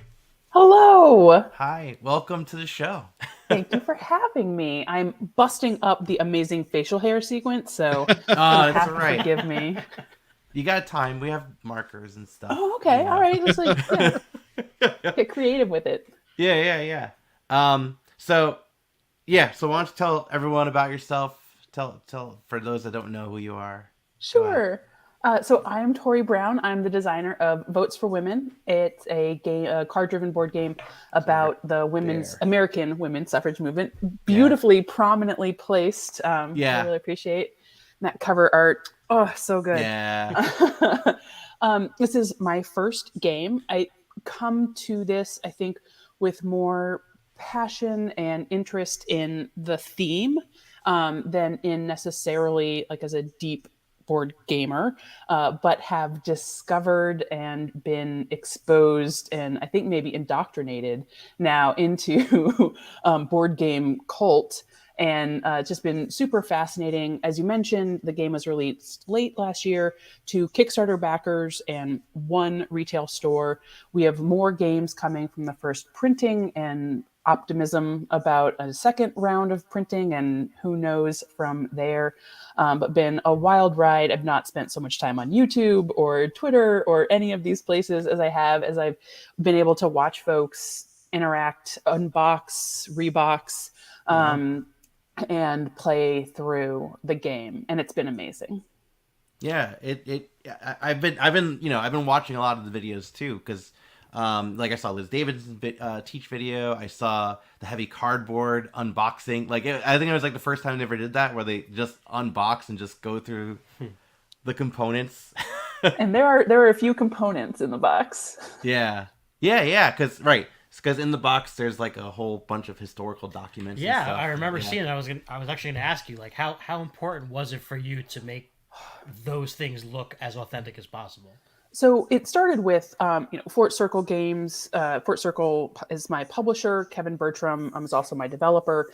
And as a part of Shores of Tripoli, they included, I think, 1 or 2 items. And so this was something for Kevin that was really important. Give me a document or 2 that we can bring into the game. And I gave him a list of 15. And to my delight and surprise, I think we ended up with 12 or 13 and went back and forth with the publisher on samples of paper and on sizes and on, and the documents range from sample ballots to reproduced letters to flyers to the actual piece of legislation that Congress passed that enabled the ratification. So it's a huge range, and from the 1700s to 1920, I guess late October 1920, a month after the passage. It recovers. There's Spanish language. It does all these things, and so I have it over here. There's a picture of it. Oh, there it is. So that's Sojourner's Truth, right? In each, the designer notes has like a guide to each of these documents. What are they? When are they from? That kind of thing. And even just like writing the tiny little paragraph about a thing that I could talk about for an hour. I think at the main sort of piece you see from the Anti-Slavery Bugle is Sojourner Truth's speech to the Women's Convention. And it's known popularly as the Ain't I a Woman speech. But in retrospect and in finding different documentation, that's not how she spoke. It was very much like a sort of forced dialect of like, well, here's how the Black lady talked. And so this version of the speech is much more true to what historians think is how she delivered the speech and much more sort of proper English. Yeah. And so even just like to tell a different story about her and the speech and how women were, depicted. And, so each document I can go deep and long on, but I think, a lot of these pieces are related into the cards, but they're not useful in the game. They're just like super neat things to look at. Yeah, absolutely. I mean, this game, the theme is, you know, you could definitely tell it's very much like a love letter to the movement. It comes across like without even talking to you, like it's very clear as soon as you open the box, like all this stuff. It's like, oh man. Yeah, and I'll note, because I did the runs on all the different runs, played through all the versions. My specific experience was co-op, and I love 2-player games. There's a 2-player experience, and next month on the channel is all about 2-player games. So I wanted to get this in as a 2-player experience as we were playing to talk about that stuff. It was just a really enjoyable experience. And in particular, one of the things that happens in this that I found fun was the fact that I had to think about which color cube we were putting down, because of certain events was going to remove all of a certain color cube. Because otherwise I was like, well, why are we splitting up our cubes? And Ryan's like, no, wait, events are going to affect these. So it was a very easy kind of teach and learn experience. And I know it was just fun to play, quite frankly. So we'll talk more about it later. I know we're going to talk about it a little bit more in depth, but had to talk about it, obviously, with you popping on tonight, and excited that it's out there more than anything, I think, because in the chat, we just got a few things I want to bring up. Carlson, the second as he votes for women, I'm scooping it up. Yeah. And then Danielle's talking about solo friendly. And Danielle loves, as we mentioned earlier, for everybody if they missed it, Danielle will be doing a 2-on-1 show here, where 2 people talking about 1-player games. So Danielle obviously very interested in those solo games. So the solo experience is always a pro there. And so the Oppobot makes that possible, right? An independent deck that is driven off of the opposition deck when you're playing 2-player or 2-sided, right? It's a 2-sided game, right? There's opposition and there's suffrage. And it can then be sort of multiple configurations. And with this independent Oppobot deck, you know, the card text, the flavor text, the historical text is all the same. But the instructions are, you know, roll a die to pick a region, roll a die to pick a state, roll a die to place power, you know, apportion power. So it came out of the idea that people were like, I'm not going to play against suffrage. Yeah. Right. A sort of straight up philosophical discussion. I think it plays best as 2-player, and, you know, to play as opposition is to learn a lot, to understand, to see backlash fomenting, to but people need options, and I'm not here to stop somebody from enjoying it however they want to enjoy it. So the Oppobot is a piece of giving folks that freedom to play in a way that is enjoyable. And, like, you know, saying that it's fun, right? Obviously, I want this to be educational, and I want folks to think about movements and how we join together to create change and to shift the very ground of our country and move us forward. But it's a game. I want people to have fun. Like, nobody's going to do any of those other things if it's not just, like, interesting to play. So I'm glad to hear you thought so. Yeah. Yeah. And you mentioned earlier that you've kind of been now kind of brought into this world of passionate, I think it's fair to say, passionate people around board games. Have you been playing anything? Is there anything you might be looking forward to? And kind of in your own trajectory and the other things, you know, is there anything kind of that you're also, you know, looking forward to on kind of on your own accord and your own ideas and kind of dreams that have kind of started to come true? Obviously, as you've been, and I want to say you've been really engaging on Twitter. So one thing I just know for everybody to see this is you're chatting up with everybody who is sharing this and so engaging, and it's wonderful to see, because quite frankly, as someone who's done social for 15 years professionally, like, that's the way to do it. So it brought me real joy to see that. Oh, I'm really glad. It's been so wonderful. And maybe it's about the theme and the kinds of people that are attracted to the game that it's been so nice. I mean, I've seen some YouTube comments of folks expressing disinterest, and that, like, totally prepared for it, right? Even as the Kickstarter was launched, there were, you know, just sort of folks that, you know, talked about how they didn't resonate with the theme, and I understand. But I love to, you know, thank folks for, you know, it's work to do what you guys are doing, to curate, to spend time, to invest, right? And if folks are going to use some of that time and power and energy to talk about my game, then, like, that's pretty rad. There are a bunch of games that I'm interested in. I think David Thompson's Night Witch game with Liz Davidson. Yeah. sounds super rad. Yeah. And again, both like lovely people, right? Like want to contribute to folks who support others in the community and think deeply and thoughtfully about the themes and the play and the community. From Fort Circle Games, Talia Rosen is publishing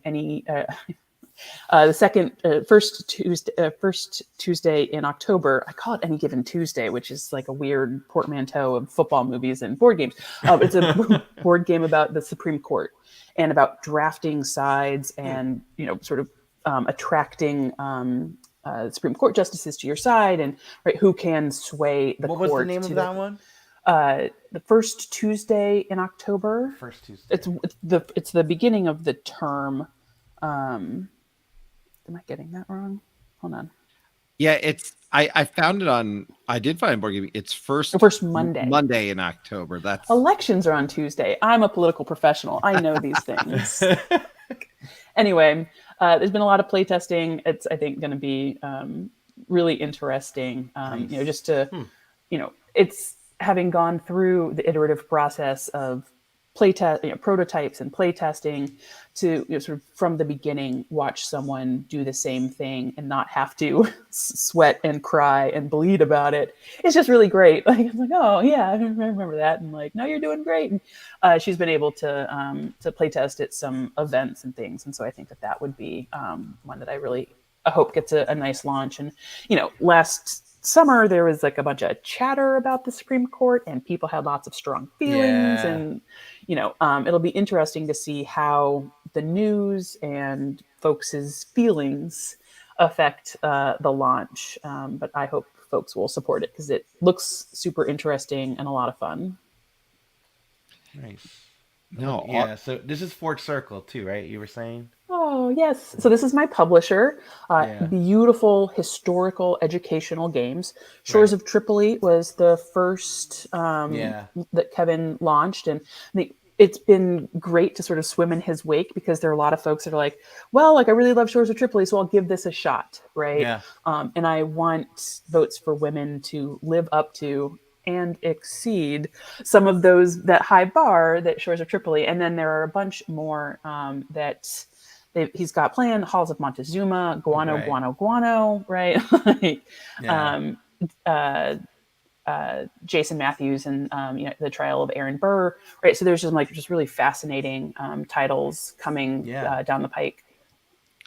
And I was going to ask you, because one of the things I know about Fort Circle, because I had seen this earlier today, was there's also Circle DC, which is an event around history, education, and play. I don't believe tickets are available yet. I know it's a smaller event, and I say smaller by meaning it's got a cap to it, 150 people. But that's something that it's also in the process that I know probably announcing sooner than later. Yeah, Fort Circle Fest, as I like to call it, because I don't call anything by the name. There's like a Friday symposium where like academics gathering to talk about educational value of games and play. And then there's like a tournament over the weekend where I think it's like it starts with Shores of Tripoli. You go to, I think it was like the middle round game, but then the tournament championship will be a match of Votes for Women. And so it is sort of watch folks sort of filter through, Kevin's planning outings, whether it's going to a baseball game, trying to get a tour of the Pentagon, right? I know that the DC wargaming community is strong. And so, Labyrinth is just a cool store. Oh, and I'm doing a talk there the first day of Women's History Month for Wargame One Day. So March 1st, anyone in the DC area, come on down to Labyrinth. And I'm going to talk about Votes for Women, the design process, the history, and then there's a chance to play. And ideally, it will be on the shelf for people to pick up. That's awesome. Yeah. It is. Yeah. I'm really so glad you could join. I know I had kind of thrown it out there, and we always invite anyone, whether, like as I said earlier, whether you play board games, design board games, everyone's welcome to our episodes of Call Aboard, and it's always so exciting, to see people who haven't been on the show pop in. So thanks for coming over today. I don't know if we got that list running. Oh yeah, the list. We're Ryan and Anthony. How's that list working? The list. Okay, we're at 16 games. We're at 16 games. So rules of the list: 1 game goes up, 1 game goes down. Okay. Okay, here's the list. I was thinking about this. I'll move Undaunted up because I think David's really got like something going with those Undaunted titles. Yeah. I don't know. Like, I'm gonna move Marvel Zombies down. I know that there's been a long train on it, but like, I have been very disappointed by games built around, sort of established franchises. I have a terrible Jurassic Park game. This like Game of Thrones card something game that I just cannot. So just pure bias. Yeah.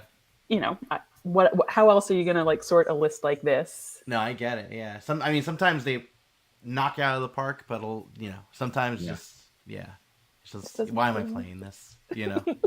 Like I am a shill and buy anything Ghostbusters related for board games, and they're all awful. They're all awful.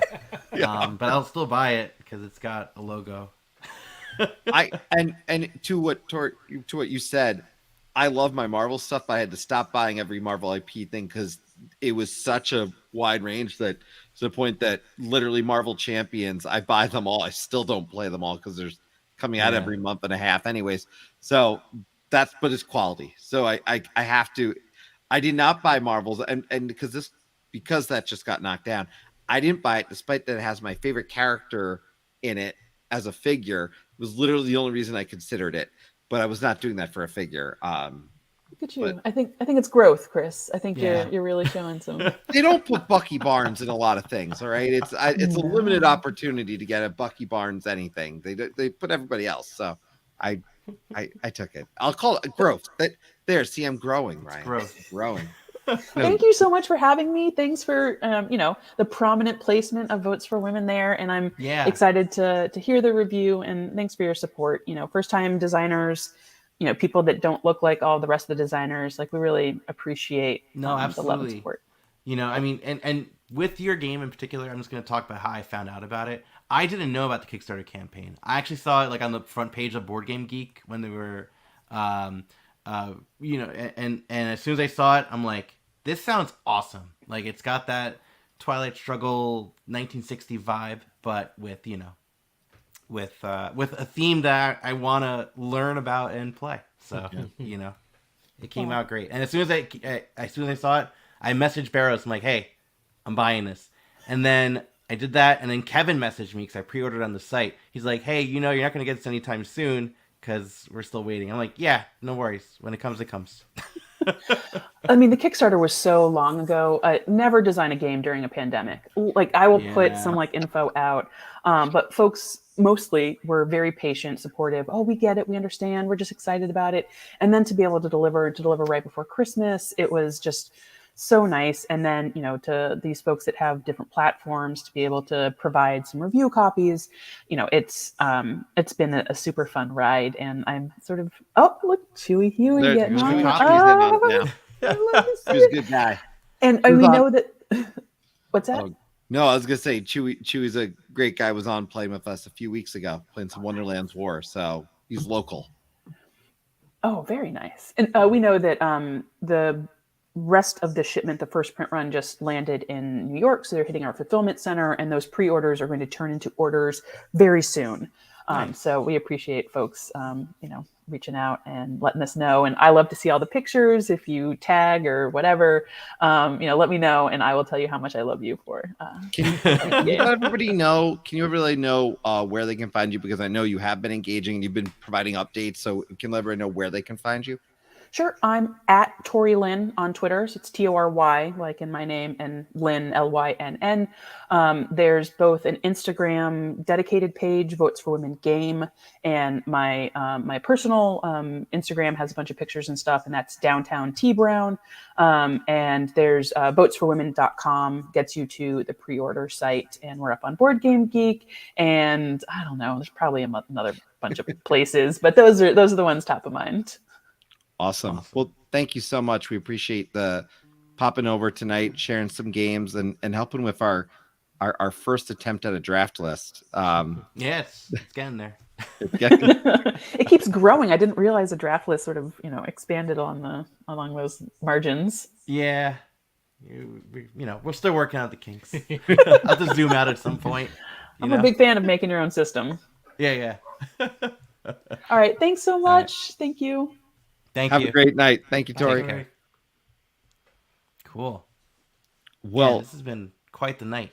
Yeah, we got an active night. We do have a few comments on the IP side. It's true. We can probably show Tory some great IP games out there, but there are some really bad ones. Yeah. And yes, to a man of the Meeple, no, I did not want to pay. No, I did not want to pay $700 to get just the little Bucky figure. I'm not that crazy about it. Yeah. When it comes down to it, though, look. First things first. I got to ask you: do we get to move this list? We do, because we got to share a game or two each. We do. And before we do that, we should bring back. He's been waiting so patiently. Oh yeah, yes. He's still there, guys. So patiently. He's standing right now. Poor guy. He's got to stretch the legs. You're back on. Hi, Brian. Yeah, I'm exhausted from sitting. No, I'm good.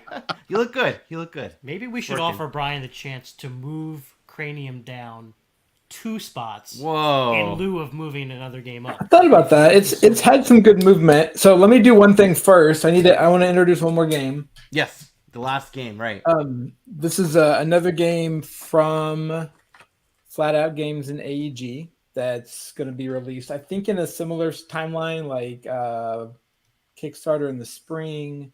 And then headed to, I think, retail and delivery in the, by the end of the calendar year. So I'm calling these 2023 games. That's called Deep Dive. Deep Dive. Deep Dive is a little push your luck game. Interestingly, it has a really similar art style and color palette to that Oink game I mentioned. What's that one called? Deep Sea Adventure. Yeah. And it's even kind of similar in that it is a push your luck game where you're going down in the sea. So here's just a quick shot of. Essentially, these are different levels. Yeah. They go darker blues. You go down. You flip over the tile, and it's a set collection game. You're trying to collect 3 of the same color of fish or whatever animal and not get bit by the shark. You can push your luck to go down. Again, the better prizes are down lower in the ocean or the sea, as you'd imagine. But there's also more risk if you go lower down in the sea. So actually, I haven't played this one yet. I did, as mentioned, I punched it and have it in the box, and it'll be on my list as well. So that's Deep Dive. Open the actual box again. Deep Dive again. Can by you play as a Games. Penguin in this? Say again. Are you playing as a penguin? Yeah, that's yeah, I was wondering. Sorry, you are several penguins. Oh, cool. Here they are. Oh man. In different colors. And then these are the food and fish and such things that you're going after. Oh, nice. In the different levels. I'm a sucker for a penguin game. I like penguins. Definitely feels like it's one of those games. It reminds me a little bit. I have played it a couple times. Reminds me of the aspect of Abandon Our Artichokes. We could have played Abandon Our Artichokes probably with an 8-year-old, right? Or with your kids. You also can there's another layer of that game of Abandon All Artichokes that can get kind of hardcore. Like there's very particular strategies you can go for purging your whole deck or actually growing your deck, or there's a lot of interesting weird little combinations. I've actually talked to Emma about that, and I think Deep Dive have some of that too. So there's like the cute penguins, I pushed my luck too far and my penguin got eaten by a shark, and then there's like I think it could maybe be one of those weird kind of hardcore games also. So, but it's the same, Sean, Molly, and Rob have designed both of these games. And yeah, I think they're going to be cool. Kind of that, if you like the Flat Out collection, this is, they're definitely expanding out and adding to the list. So can I bring a question for you? Ryan brought something up that you're probably the man to answer this one. Good question. Yeah. Thanks, Ryan. So I mentioned on the back of these, you saw how they go in the different order. I'm going to try to zoom way in here if I can. See those little dots? So that's the 3rd level of the blue tiles. So different than the Underwater Adventure one where they're different shapes. In this case, they're different. They just have the little dots for double coating. Interestingly, one thing they haven't done is there's not double coding on the front side for the colors, and I am having a little bit of trouble. The 3 colors I think are like yellow, pink, and green, and the pink and green are a little close. So I've talked to them about that some. As mentioned, I'm not sure exactly how far along this is, but I think there might be some opportunity for not adding another symbol. They haven't double coded the front. To my chagrin, I've actually expressed concern. This could be my first negative flat out games review. I've never done one before. Man. Both because I like the games, I like them personally, and they've always been pretty much 100% colorblind friendly. And this could be the exception. We'll see. But I haven't gotten this version to the table. I was playing a prototype a couple weeks ago. So once I get this on my real table in real life and get to see it, yeah, it'll be interesting. But so it's gonna be fun. I've really find that I really enjoy push your luck games. I mean, everything from Quacks to Mariposas. If people haven't played that, I haven't played that. Yeah, we have that. Game. Yeah. We have a copy because at PAX Unplugged, if you bought X amount of games, you got another one free. Yeah. Oh, cool. And that was the free one that we picked. You got Ready, Set, Bet, and then we added that on top of it. Yeah. I had to spend like $5 more, and I got a free one. It's like, all right, sure. Yeah. Let's do it. I consider it's almost like Clank Butterflies a little bit because it is like you're pushing very much can push as far as you want to go up, and then you've got to really race back to get back to home by the end of the game. That's a really interesting one. And have you given it a shot? I haven't. No, you have it? No, yeah, I own it. Yeah, it's really good. Oh, nice. Yeah. There you go. I'll play your copy then. Go ahead. Well, no, that's so now. Yes. Let's bring up that list. The list is here. Bring up the list. Right. Bring up the draft list. Back. All right. Well, I think you know where I'm starting. So I think Cranium needs to drop another spot. No offense to Cranium. It's a cool idea and fun, but it's in a different... We could drop it too. I liked your idea of dropping it too. He was the first on here. Yeah, that's only fair. Fine. So it's on number 5. Then something's going up. Yeah. You know... This is a good list. I got pretty excited about Harrow County. I didn't know that one before. So I think I'll bump that one up one. Yeah, it's a good one. I know. I was really thinking about not getting You're going to eventually own it. I just predict it. I'm considering it. We keep talking about it. Predicting it right You're now. going to read that. The under-over right now for everybody. No, just kidding. But I think it's fair to say. I mean, if Brian, you want to stick around? I'm pretty sure we can give our list. Sure, give you some of the ones we want to do and see what you think along the way. Yeah, let's do it. I mean, I'll throw it right out there. This might surprise all of you because I talked about it and then I kind of forgot about it, and now I'm reminded about it and wish I kickstarted it. But now I'm anticipating it, and that's Legacy of You by Shem Phillips, art by Sam Phillips.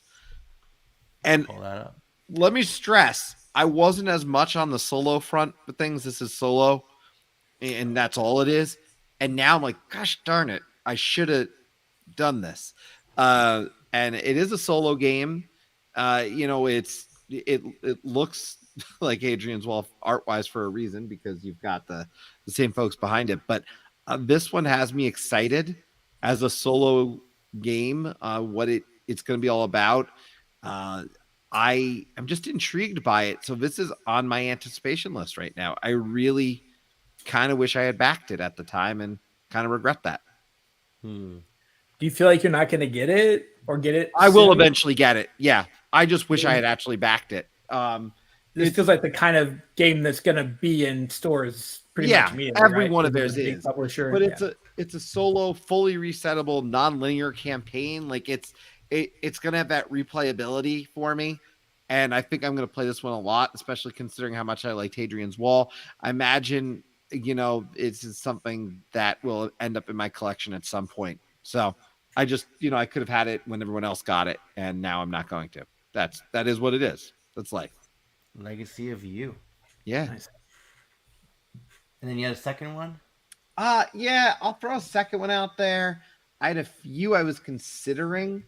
Age of Comics. I'm not counting it officially. I was considering Age of Comics. I was considering Fit to Print. But I'm gonna say another one that I had almost kind of got behind. And then when I initially saw this one before, I think this was before Rock Banner Games really got a hold of it. Yeah. It didn't look good to me. There was something off about it. Artistically, something was off. It looked very bland. But that's Seas of Havoc. And that's by Rock Banner Games. And this one, you've got unique captains. It's got the piracy thing going on, pirates and privateers. You're going, you're fighting in the sea. If you go to the images of it, the board was really dull before, but if you look at like that preview copy with components one, you could kind of see it looks a lot better now. There's a lot more going on. The only thing you saw in the beginning was that blue part. Like there was nothing else. And that was my only impression, that middle dark blue ocean water part. After seeing this, and I will tell everybody, part of this, just full disclosure, was because I got to see all the stuff at PAX Unplugged as media in their media room, which was held in a whole separate room where we got probably about an hour and a half to hang out with them and learn about all their games. So I was sold on this one. It definitely speaks to me, and this one will end up in my collection. So I definitely am anticipating this one, and it has some expansions. Yeah, it's a Sea Creatures expansion. Yeah, Sea Creatures. That's what it is. So yeah, excited about this. Nice. This is best with 3. Yeah, man. Look, this is all over. It's 1 to 5, community 3 to 4, best with 3. I can't tell you much other than it's one that definitely I would play with other play. I didn't hear enough to tell you that I would be excited about a solo mode. I might be wrong, but they definitely played it and talked about it as multiplayer. So, all right, Seas of Havoc. Do you want to take it away with yours, my man? How many do you? I have a whole bunch, but a couple of them have already been mentioned. Let's do. Well, how about this? Before that, I didn't know there was a limit. We could do 2 for now. We could do 2 for now. We're making it work. That's how we do on a Tabletop Express. We just kind of we wing it. Barros, do you want to do your up and down rating before we do? Yeah, that? I guess I can move some up and so down. Legacy of You and Seas of Havoc down at the bottom. Point City's at number 1. I'm not too upset. I mean, I can't get those all too far up. I want to move Distilled up though really badly. That one needs to move up. It's moving up. And I hate to say this, I got Earth. I'm interested in playing it, but I would rather play Marvel Zombies than Earth right now. So I gotta bump Earth to. And like I want to play. I want to play Marvel Zombies. Pull quote. I didn't want to own Marvel Zombies, but I did. I still want to play it. And whoever's got it, let me know. I'm coming over, and somehow I'm gonna get Bucky Barnes on the table. So there you go. All right. So Earth went down, and Distilled went up. That sounds fair. I like it. That sounds about right. Yeah. Down with Earth. Down with Earth. Up with whiskey. Up with whiskey. All right. You got 2. All right. So the first one here is a long-awaited reprint. Does that count? Sure. Yeah. Okay. Because this is a game that I haven't played, but I've heard about it many, many times. And my good friend Eric loves this game. I know what you're gonna say. Do you? Yeah, I think so. Go ahead. It's Christmassy. Oh no, it's not. All right. This is Santa's Workshop. Okay. Oh, so this one. There's a ton of Christmas games. I now have a dedicated shelf to just Christmas themed games. Holy moly! And a lot of them are pretty mediocre, and there's a few good ones, but this is like a worker placement. You are building the toys. It's Christmas night, I believe, and you've got a few hours left, kind of a thing. And for Eric to really endorse and love this game so much, with him being primarily a 2-player household with him and his wife, speaks volumes. So it's been out of print, from what I understand, for a very long time. And when he told me that he had seen this was going to be reprinted, oh man, it looks so cool. It looks gorgeous. I was very, very excited. Oh, it's a sleigh. It's holding a deck of cards. Oh, yeah. Oh, my goodness. So, yeah, worker placement, Christmas themed. I'm down. I got to play your copy. I I hope it is. I mean, if it's going to come out in 2023, ideally, I wouldn't put this on my Christmas list because I would want it before Christmas. Yeah, you'd want to play it Right. before Christmas. You wouldn't want it on Christmas. No, definitely not. Definitely not.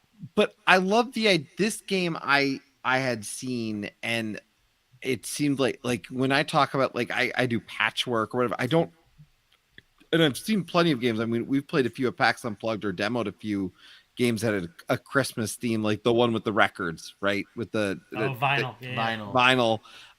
But this one, like it feels like Christmas, right? So you talk about a great December game. I mean, any time of year certainly, but December, pop this out every year, and it's deeper, bigger than simply a game of patchwork. So I like that. Yeah, this is that reminds me of a question. I have a very hard rule that I don't watch Christmas movies or listen to Christmas music beginning on December 26th. It's just like a thing for me.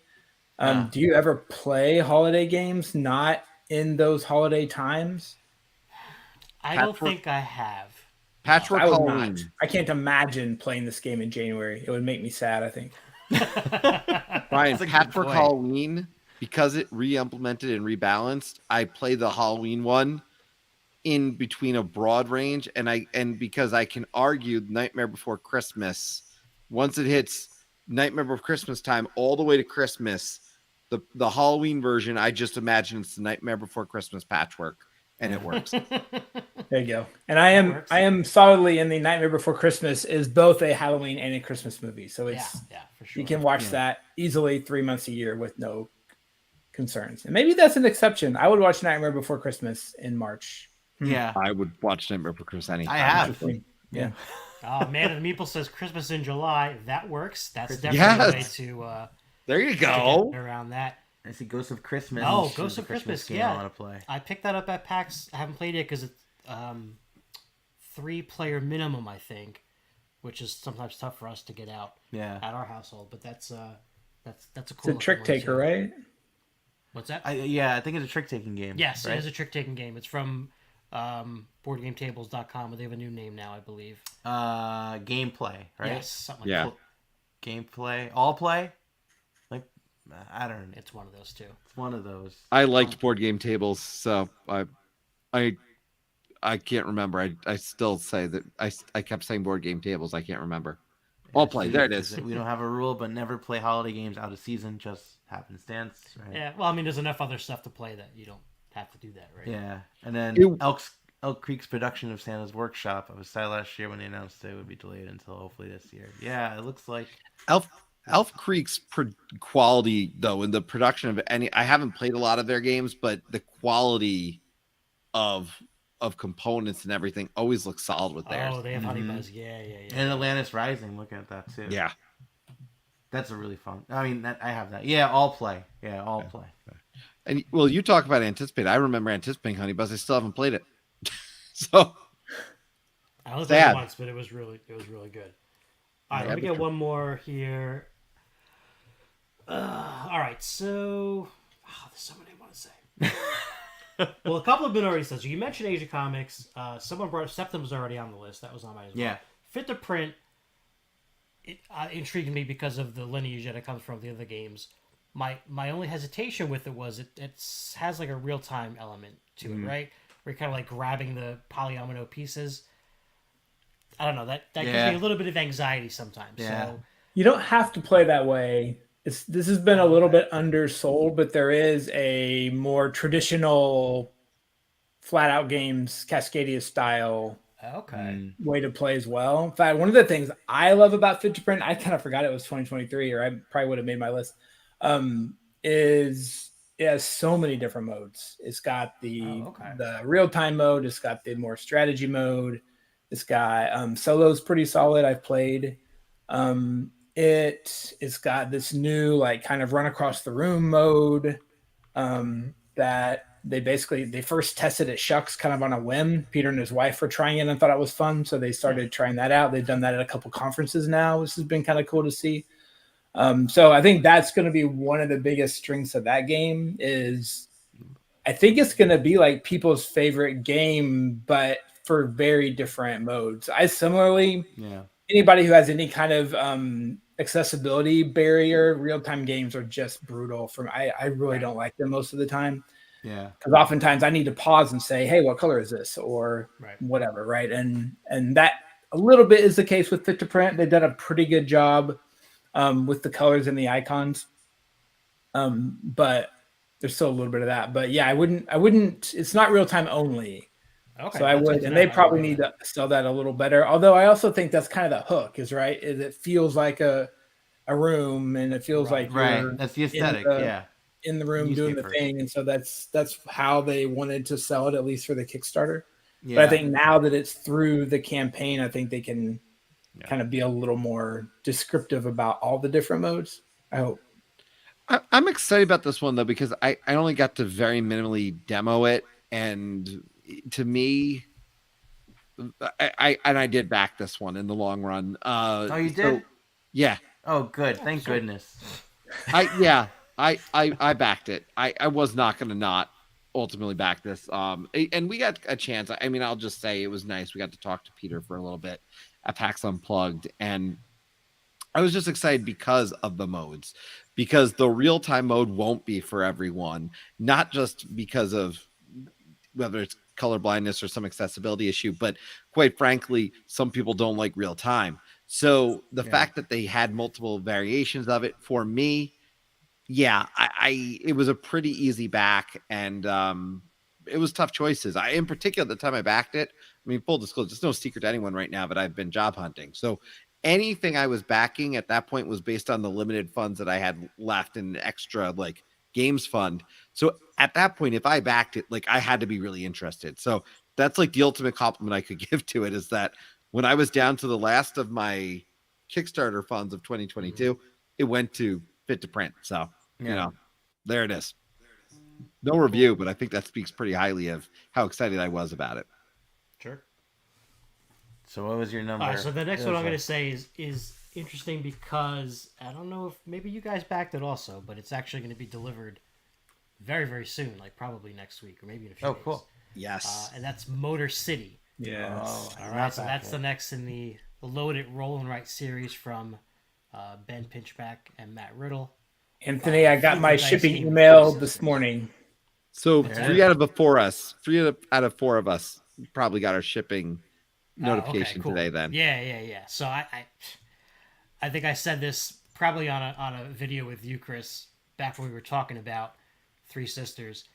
Any theme that these guys do together at this point with this, double sheet of Roll and Write, I'm on board. I mean, they're so satisfying. They're so satisfying, and they're just so different. They're unique. The theme is for you to have a theme that works on a Roll and Write is pretty hard to do, because there's so many of them that are just random, dice pips and colors and things like that. Yeah, which are fun. I love those games too. I love Quicks, Quinto, and all that stuff. But these are just on a different level, and so I'm really looking forward to giving this one a spin. That goes down on the bottom of the list now. Because of the punch. No, I dig it, and it's I still have yet to play any of the Pinchback Riddle Roll and Write games. Okay. I haven't done Three Sisters. They did Fleet the Dice game too, right? Yeah. Right? That's one of our favorites in our household for sure. I still need to try them. Fleet's my favorite of those two so far. Be curious to see how Motor City stacks up. Let's see. A strategic Roll and Write. It's got solo mode. Dig that. Nice. I do want to try it out. So that's good. 3 out of 4. So I will definitely try it out. Yeah, there you go. You're going to be forced to. So, moment of truth now. Of these 4, which one... Well, sorry, of these 2. Yeah. I got excited. Seeing double. Of these, on this list, which one is going up and which one is going down? Well, because... Oh, and we lost Barrows. Uh-oh. He'll come back. Because Septima was on my list, I'm going to go ahead and move that up. Move it up. Yeah. Okay. Septima moving up. And then...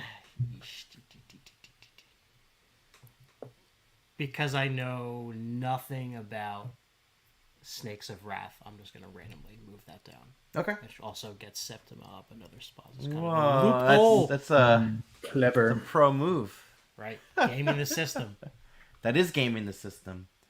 All right, I'm gonna dive right into my two. I'm gonna dive right in. But the first one, I'm just gonna like quickly say what it is, and then just move on to the next one because I don't want to alienate the entire audience. And my first is absolutely 1822 PNW. Yeah, it is by Ken Kuhn.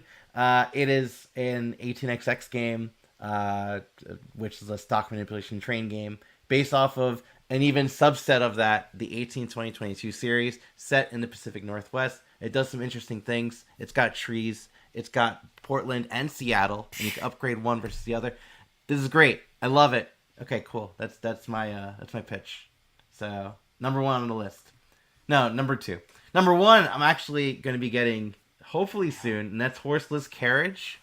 So this is the latest Splotter game. If you guys don't know Splotter, they're a board game design company that have done Food Chain Magnate, my second favorite game, period, and Bus. They've also done Roads and Boats and Great Zimbabwe, and this is their latest game. And in this game, you are at the beginning ground floor of the motor industry, and you are creating a car, hence why it's called Horseless Carriage. But as the game goes on, I'm gonna pull up a picture because it's a Splotter game, so it doesn't look gorgeous, and they get that complaint a lot. But in this game, you are gonna be basically using these Venn diagrams, like templates, and placing them on to actually do specific actions throughout the game. And what's going on is you are determining what the needs of the people are for cars. Like maybe it's commonplace that cars should have 3 sets of different horns on them, or like how many wheels are actually needed for a car. But you could be in charge of what that decision is, okay, and kind of manipulate the market that way. It's really cool. I am really interested in trying this out because I do love Splotter games. And it should be shipping here probably next week, maybe the week after. But I am looking forward to this one. And that's Horseless Carriage from Splotter. You need 3 players. Yeah, you need 3. It says best of 4. And that's kind of different, too, than a lot of other Splotter games. Like, even Food Chain Magnate, it plays fine at 2. Like, you want to play with a higher player count, but, it's still a fine game at 2. Is it really 3 hours? 4 hours? Probably. Maybe. Yeah, 3 to 4 hours. Yeah. And, wait a second. I want you to play Horseless Carriage and wear the same sweater as that person in that photo. Wait, I missed the sweater. This one right here? Oh, okay. That is the most random comment. I guess I will for you. I guess. I don't know. By the way, I have to apologize. The power went out like really quickly, and then it was delayed because, and this is so appropriate, the printer started randomly printing out some print and play that I sent to it like 2 weeks ago, but never printed at the time. Boy. So I had to like unplug the printer because it just kept printing out like 10 pages of a print and play. So that seems appropriate for the time. Hey, Barrows, you getting back on? I actually need to jump, but thanks for having Brian, me on. Thank you. Absolutely. Yeah, thanks for hanging. Hanging out. See you guys later. All right, have a great night. All right, so Hold on, before you do your movement, there was another game that I forgot to write down, but maybe you would be interested in it. It's an 18xx, but it has a cat on it. Oh, Arabella or whatever. The Rowan, right? 18xx. Yeah, I didn't back it. I don't know. Yeah, okay. I saw it, and it just didn't look... It didn't look like what I wanted out of an 18xx game. Okay. And it was very hard to actually really decipher what you're getting out of it. It's a random cat. Yeah. I don't get that part either. Yeah, so I didn't back it. I'm going to wait to hear how that goes. But yeah, I did see that. That was on GameFound, I think it was. Okay. All right, do your right. manipulation. So here it is. I am climbing up the one I also wanted to mention. That's Undaunted Battle of Britain for sure. And then the one that's going down. Yeah, probably Cranium. So we could. Well, you know what? Maybe War Chest so Distill can come up. Let's do that. I like that choice. Yeah. I like that Point City is staying at the top. Yeah. It hasn't left. Should have done that. No, I'm kidding. No. No, but speaking of Point City, I just will note it's a game that anyone could kind of jump into and kind of play. Like I do think a lot of people are extremely excited about that one. I know that it'll probably end up in my house. So yeah, I mean and again, like I said, based on what's been described, it sounds like it's not just another, Point Salad. They have done some things to make it different. So intrigued by all means. Yeah, Danielle, I did mention my games were all 3+, and I really do. I really like big kind of group. Well, like not so. I love solo gaming for sure, right? But I like having the option to not play always 1 or 2 player. Like it was nice to play Oak recently. It was nice to play Wonderland's War recently, which is a good segue to Review time. Which one are we doing first? Let's start with one. We did Wonderland's War and Oak, all of us together. So let's start with Wonderland's War since we did that one first. And with Oak? And what I will do is I will put, because I am not there and I don't have my whiteboard because it's there. We're using your whiteboard now. No, I know. So I'm going to go ahead. Hair in my face, jeez. I'm going to type it in the comments under the channel so you can bring it up as a comparable at the same time. Oh, like in the private chat or on the group thing? On the group one, so you can bring it right up on the screen. Oh, I see. Okay. Clever. Yeah. Okay. So go on and let's pull up Wonderland's War. I'll pull that up right there. And we did a live play of this 2 weeks ago on the channel. It was decided by our patrons on Patreon. Came out to a vote as to play Wonderland's War. Anthony will give a summary of Wonderland's War. Well, that's because I won. That's all the summary you Whoa. need. No, Wonderland's War is really cool. It gets compared to Quacks a lot, but that's just because it has a bag building and bag pulling, but they're not anywhere near the same game. But yeah, this is a table hog, and it takes up a lot of space. That's because there's a lot going on. That central part is the tea party, where you're going to do some drafting, moving around your figures around the table. And by the way, I was Alice, and my special ability, which I thought was awesome, was I was allowed to go in the opposite direction around this table. Yeah, you went in the opposite direction of the rondelle. Which was cool, because, I had access to stuff that a lot of other people would have to skip a whole bunch of stuff to get to if they really wanted it. So that was pretty cool. But yeah, you do some drafting, and then you kind of recruit some allies to your cause, and you stake your claim in one of these or several of these areas that you're going to battle over. That's the outside part of the board. And when the tea party's over, it's time to fight. It's very thematic. Yeah. And that's where the bag pulling begins.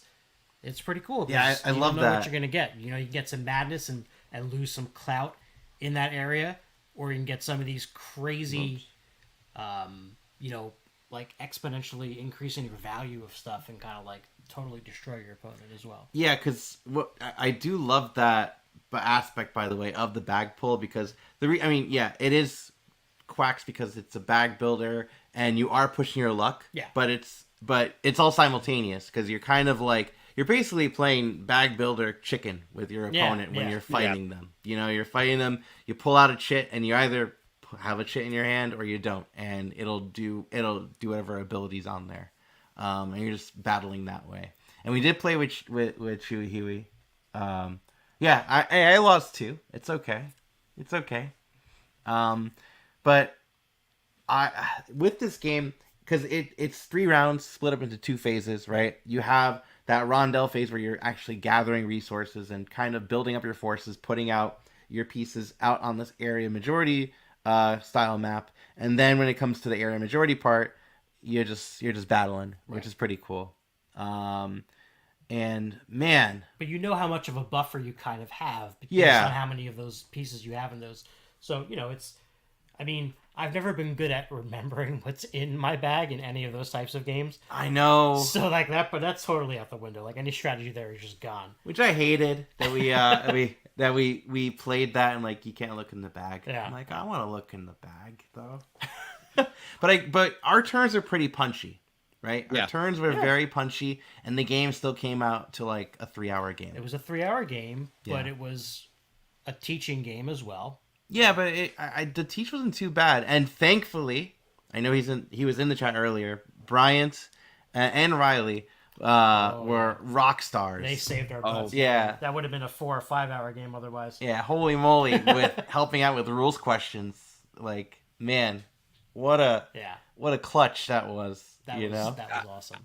Speaking of length, though, because I think when it comes down to it, yeah, if you go in knowing, it's going to be a 2.5 hour game, and you go into that knowing that, this game does keep moving, and I was enjoying watching the area control battles as they happened. Right. And the fact that you were taking your pieces out of the bag, holding it out, and even if you had nothing, you're playing nothing, you still had to put your hand out and reveal.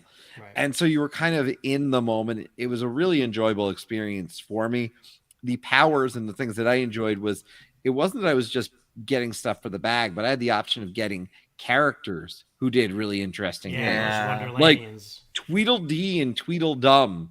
If one of them got defeated, it didn't go off the board. It went to another. It went to where the other one was. And those kind of abilities. Funniest moment of this happened after the fact because Ryan was the queen. And Queen of Hearts, and I found out that one of the pieces needs gluing. All right, and because off with the rabbit's head is what we learned. The white rabbit's head was taken off later, and it was a little brittle. It fell off the table while I was cleaning it up. He claims it was an accident, but he did say, got into character a little bit. I did, but this is way after the fact. This is the next day. I'm just calling a spade, all right? Or a heart, I guess, in this place. Now, I do want to say this. When it comes to area majority games, I always compare them to only one game. Okay. El Grande. Is it better than El Grande? No, it is not. But with this game, it has an El Grande kind of feel to it, in my opinion, with the scoring. Because in El Grande, when you're scoring a region, it's not necessarily... If you're in first place, you're going to get the first place points. But getting points is better than getting no points, because there's points for second and for third. And with Wonderland's War, it has a very similar vibe. When you're actually pulling the chit out of the bag, you can choose that to just pass and stop so you don't bust. And doing so will get you placed for either second or third. And I did that for majority of the game. Because my character, the Queen of Hearts, is all about spreading out your forces all over. So I kind of played it like El Grande. Like, let me just get my forces all around. Right, because normally you can only go in one region. Right, you just send all your forces to one region. I was able to, when I send my forces out, split them up across regions. So, spreading out and just trying to score as many points as I can, as opposed to scoring first, is the way I went. I had that vibe going, and I did like that a lot. And I wish more, because it doesn't feel good when you do area majority games and you just get kind of pummeled. Yeah. And there's just nothing you can do. Like the risk, right? Oh, yeah. Risk kind of playing. This, at least you can kind of hold it out, wait, and then, just see where you go. So I did appreciate that for sure about Wonderland's 4. And Chris, you and I talked briefly, on the ride home from this about the length of the game, and it didn't feel that long. Like, there's games, I've played some games that are really long, and they feel like sometimes even longer than they actually were. Yeah. This didn't drag, really. You were always invested because, we mentioned before about even when you're not in one of the areas and you're not pulling anything out of your bag, you can still wager on who is going to win the battle. So you can still have a little bit of interest in what's going on. That's arguably the weakest mechanic in the game. Like I get why it's there and I have no issue with it. That's my biggest complaint was, all right, betting was fine. Like, it's not really a complaint. That the betting was a nice way to stay involved, but I honestly, like I said, the game didn't feel long to me. I've played other games that felt really, really long. This didn't have that feeling for me. No, it didn't, but I definitely felt as soon as we gotten to the third round, like the third era or whatever it's called of go around, I was like, all right, we're doing this again. Right? Like we're just getting back into doing this again. And I'm not saying the game needs like a expansion, like a Terraforming Mars Prelude thing where it just kicks it up a little bit and starts you off with some advantages. That could be nice though, but again, I'm not here to design the game. I'm here to review it. So well, let's do a review. Let's do a number. Let's put a number down. Is Wonderland's War? We're doing a number. So are half points allowed here? Half points are allowed. Okay. So it's X point X. So you could do, like you could do 1.2 if you wanted to. Yeah, you don't. It doesn't have to be like 8.5 or 8.0. It could be 8.4, 8 point. You know what I mean? So. Yeah. Yeah, I get it. So it's decimals. Decimals. Just the 10th place, right? That correct? It's been a long time since I. That's the 10th. That's 10th place. Yeah. There we go. Math. All right. You got yours ready? Ready. Okay. You got wait. Not ready. We have branded, by the way. Branded. Because we put stickers. You're drawing a whole story. I changed my mind about it. All right. 3, 2, 1. We got an 8.1. Got a 9. Got a 9.0. 8.8. Wow, I'm the highest? All right. Yeah. How am I the highest? And the thing was, I with this game, I wasn't expecting to like Wonderland's War as much as I did. Because I kind of didn't know what to expect. Because, again, I heard the bag builder thing, and I love Orleans. Quacks, I think, is fine. But I love that mechanic of bag building. And I was expecting a drawn-out, lighter game, maybe. Okay. Because I've heard the length. And the thing about it, if I'm spending 3 hours in a board game, I want there to be, a good, at least the tempo to be there, and at least what I'm doing has some merit. And I think Wonderland's War completely delivered on that. I wasn't expecting to really like it as much as I did, so maybe that's just me being a curmudgeon. But I loved it. This one has the chance for me to go up. I need to play it more, and I think we all want to play it more. So I see this eventually crossing over to that 9 threshold for me, but I want to play it and just make sure that I still keep feeling the joy that I felt from that first play. Yeah, no, I get it. Well, there's a lot of replayability. Obviously, you're the faction you choose, right? But then all those Wonderlandians, like not all of them came out. Most of them came out in our play, but depending on how early or how late they come out is going to change the way that they're really utilized. Plus, the regions change scoring depending on what comes out. Right, yeah, stuff. That's random too. Yeah. And there's an expansion coming out too, I believe, this year. Is that correct? Yeah, it's a smaller expansion, but that one is coming out, and it also is adjusting 2 of the characters a little bit just to deal with overpowering and underpowering in terms of their abilities. Oh, right. The Mad Hatter and the Jabberwock. Correct. Yeah. And then it comes down to one thing I do want to bring up. I have been leaning more so with Kickstarter board games to try to get the retail when I can. Mm-hmm. And with this one, with Wonderland's 4, the deluxe components were super nice. Like, if you have a chance and you budget to get it, at least the deluxe components have like really nice chits, like very nice quality kind of thing. If you get the retail one, it's still fine, but like I don't know, the deluxe one had like those chits. Standees, right? Is the retail one? No, not even but even the standees, I'd be okay with playing with the standees. Yeah. The chips, like, you need really the chips. You need the upgrade chips. Then you get the nice plastic versus the cardboard. Yeah. I mean, granted, you could just put them all in coin capsules, which works out fine too. Yeah. No, the chips are worth it. I say do the chips. But we also got to talk about another game that we played because we also sat down and played Oak. You had picked up Oak, Ryan. We're saving Oak for the end. Oh, we were saving Oak for the end. Okay. Saving Oak for the end. Save So Oak for the end. do you want to jump over to Resist at this Let's point then for me and you? Yeah, let's do Resist. All right. And we can pitch it to Anthony.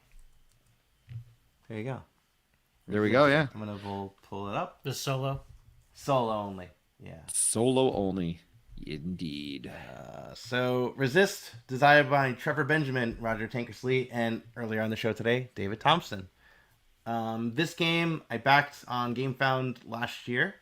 And by the way, Wonderland's War, you and I, Chris, we split the cost on that. Yep. But Resist, I backed on GameFound. I'm always been a fan of that team of Trevor Benjamin and David Thompson, so I really wanted to check it out. And actually, I backed it after we did a Creators Corner with David Thompson, and after talking with him and learning more about Resist, I just backed it because it seemed pretty interesting. And in this game, it is a solo-only game where you're playing as the Spanish Maquis during... it's after the Spanish Civil War, and so it's in Spain, 1936. And what's going on is you are going to be playing different cards from your hand, and the cards you're either going to be playing, they're all they're all two-sided cards. So if you see right here, there's a card that says Able with one side being the hidden side, and the other side being the ready side, right? Ready, I believe. Yeah, so? the revealed side. Hidden and revealed, because you don't want to be revealed. Right. So Well, the thing is, when you Yeah. play out these cards, you're going on these missions, which are that mission deck is directly on top over there. And when you go on a mission, you're gonna flip over all the hazards that are there, which are those face down cards, and they're gonna be different soldiers or whatnot, kind of manipulating with the wind conditions. And you're either gonna play the hidden side or the revealed side. And if you play the hidden side, you get to keep that card for the rest of the game. Mm-hmm. But once you play its revealed side, it's gone from the game. Okay. And the revealed side is always more powerful than the hidden side. But you kind of want to figure out when is the right time to do it, because you win the game in two different ways. If you're playing, there's two different modes, right? You play either to get a high score, and you have to reach a score of 15 before you can get out to be a success. Or there's a campaign version, right? There's a scenario-based version where you can pick a scenario, you play this, you set it up, and then you just play to meet some sort of objective. And it works out very well. That mechanic where you're trying to make the decisions as to when it should go left or right. It's pretty impactful, you know. And I've done the scenario one most of the time since I've had it in my house. And I will just say, as I've borrowed it, for me, I don't know. I've just really enjoyed every play of it. You have to make really hard decisions sometimes. And that's the thing that I took away from it. They're really hard, impactful decisions. And I enjoyed that process in it. And knowing that, oh man, if I reveal this, I am going to get rid of this and I'm going to clear the site. But oh crap, this card's so great. And I really like its hidden ability. And so the balance of the game for me was very strong. Very strong. Yeah. And every mission I've played in it, it feels like you can't win it all the way. It's nearly impossible in most missions. I'm not going to be able to defeat this to its fullest, because you defeat the mission, but then you also can defeat all the enemies that are out there. So you are brought to this choice. Do you defeat the enemies? Do you defeat the mission? And some enemies do different things. If they stuck around and survived, they get to do some specific things. Or some of them force you to attack them first before you attack other enemies. There's a lot of interesting trade-offs with this, you know? I was going to say, one of the things is they can add spies to your deck. If you get a whole deck full of spies, you lose immediately. So you got to be thinking about the people who are out on the field. Yeah, I beat the mission, but now I got to put 2 spies in my deck. Oh man. And then other characters, you have to defeat them before you can go for the mission. So it plays with a lot of things I've seen in other games really well and combines them. And again, the word I keep using is I feel like there's a balance. Yeah. The cards are very well balanced, and it could feel samey. It could feel repeatable. but it hasn't in the 4 or 5 plays that I have under my belt at this point. Well, what's cool about it too is that you don't necessarily know. Well, you can, but the different agent cards that you're going to be playing at the beginning of the game, you have to take that deck and split it in half, and half of that you're going to be using. The other half will stay on the right hand side as like the like the revealed pile or whatever, or whatever, I forget what it's called. But it just basically half of the deck you're only going to be using throughout the game. And you can either choose that at random, or before the game starts, you shuffle the deck, flip over 2 different cards, and you choose which one you want to bring with you and which one you want to leave behind in like the unused deck pile. And there are ways to get cards from the unused deck pile on the right-hand side, but, most of the time you're not going to be touching those cards. And there is a tremendous amount of luck too, for sure, with card draws. You don't know what's going to necessarily come out, and you really and David Thompson, his designs definitely have a lot of luck factored in. Like I'm thinking of like By Stealth and Sea, By Switch and Signal. There are games like that where there is a lot of luck involved, and you don't necessarily know where it's going to take you. And Resist is no different than any of that at all. Yeah. But let me bring up some things. First, the nice thing is that it is a solo game, and it can it important for solo games, the setup and teardown super quick, very quick. And I would recommend. I mean, for me at least, I am not a beat your own score kind of solo player. And when I play this, that's how I played it at first, and I did not like that. For sure, I'm more of like the scenario based one, and I'm glad that was included because, it's at least I'm going to be engaged in that regard. Sure. But it is a game that I did enjoy playing. I don't see myself doing a lot of repeat plays in it. And I know this is completely against what you're going to say, Barros, because I thought it was I thought it was fine. It was enjoyable, but I'd rather play some other solo games and for spending that time, and don't see myself doing a lot of repeat plays. But that's different from what you're going to say. Yeah, I'm not going to put this amongst my highest solo game, maybe in like, I'm not putting this up against Hadrian's Wall per se, which I play all the time. I found the game very repeatable because it is challenging, and that's the reason it's repeatable to me. Plus the teardown, the quick of setting it up, the games don't take super long. I was going to ask what's play time on this average. It's like 20 minutes, not if any. They're quick. I can come back to it. I can come back and forth. So yeah, I think for me, and I don't think I have as many stuff rated over the course of time as you do to this point, but for me, it rates overall very high for the replayability of it. Despite the fact that I've been playing the scenarios, and I've been focused on the scenarios. The beat your own score, not as much what I would probably be playing. I could replay some of those scenarios. Will that get old at some point? I've played 5 to 6 times, so I don't want to say that at this point. You play more than I have. Yeah. But I haven't got tired of it after those 6 plays, and I could see coming back to it even if I took a break from it, quite frankly. So yeah. But yeah, that's what I'd have to say. Rate it up. Got my dry erase board. You wrote something? I did. What'd you write? I'll show you. Oh, jeez. See, you're full of surprises. It's a good thing. That's why I'm here. All right, ready? Ready. And flip. So I got a 7.5, 8.5 from Chris. All right, so my rating is a puzzle. See if you can guess the phrase. Oh, jeez. Intrigued. Color me intrigued? Color me intrigued. I like it.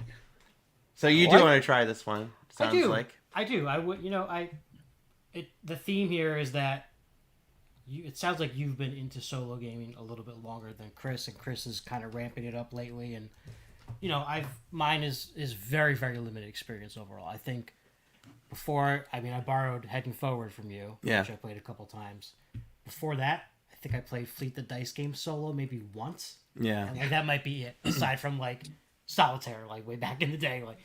Just there's just so much other stuff to get done, but there's definitely intrigue now for sure. So yeah, I'll try anything once. Well, there you go. Barros is he's gonna borrow that copy.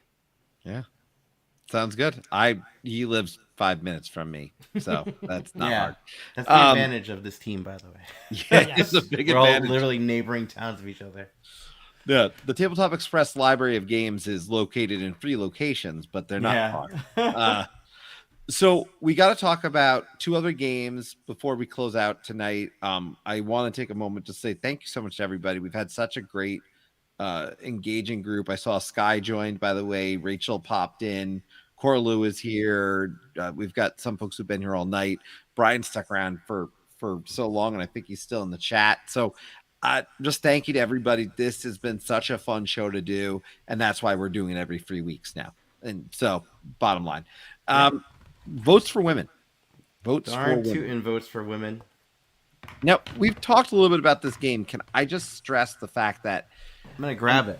Yeah, I mentioned when she came on, and I reached out and told her about the show and everything. I was so glad that she popped in. I played it, like I said, once. So my score is based on one play. But there's a very important piece to my rating that I want to note. And it's similar to what you said about heading forward, I believe. It's the importance of the game. Mm-hmm. It's the importance of the game. What does this game do? Where does this game stand? And does it do it well while still creating a great game experience? And if I learned anything tonight, and just from hearing her talk about the game, you can feel the passion for what she was creating as she was talking. Yeah. And that shines in the game for me. So I want to note that that's something I'm just coming up with kind of after the fact. That wasn't anything I planned on saying, but I felt that. And I'd only seen that through Twitter engagement before. You know? As soon as she came on, if you can engage with her on Twitter for sure too, you're going to get that impression that this is a passion project. Like, this board game is totally a passion project, and it comes out as soon as you open the box, as soon as you look at everything that's included. This is Votes for Women is such a heartfelt game. It's really interesting. So let's talk about what this game does.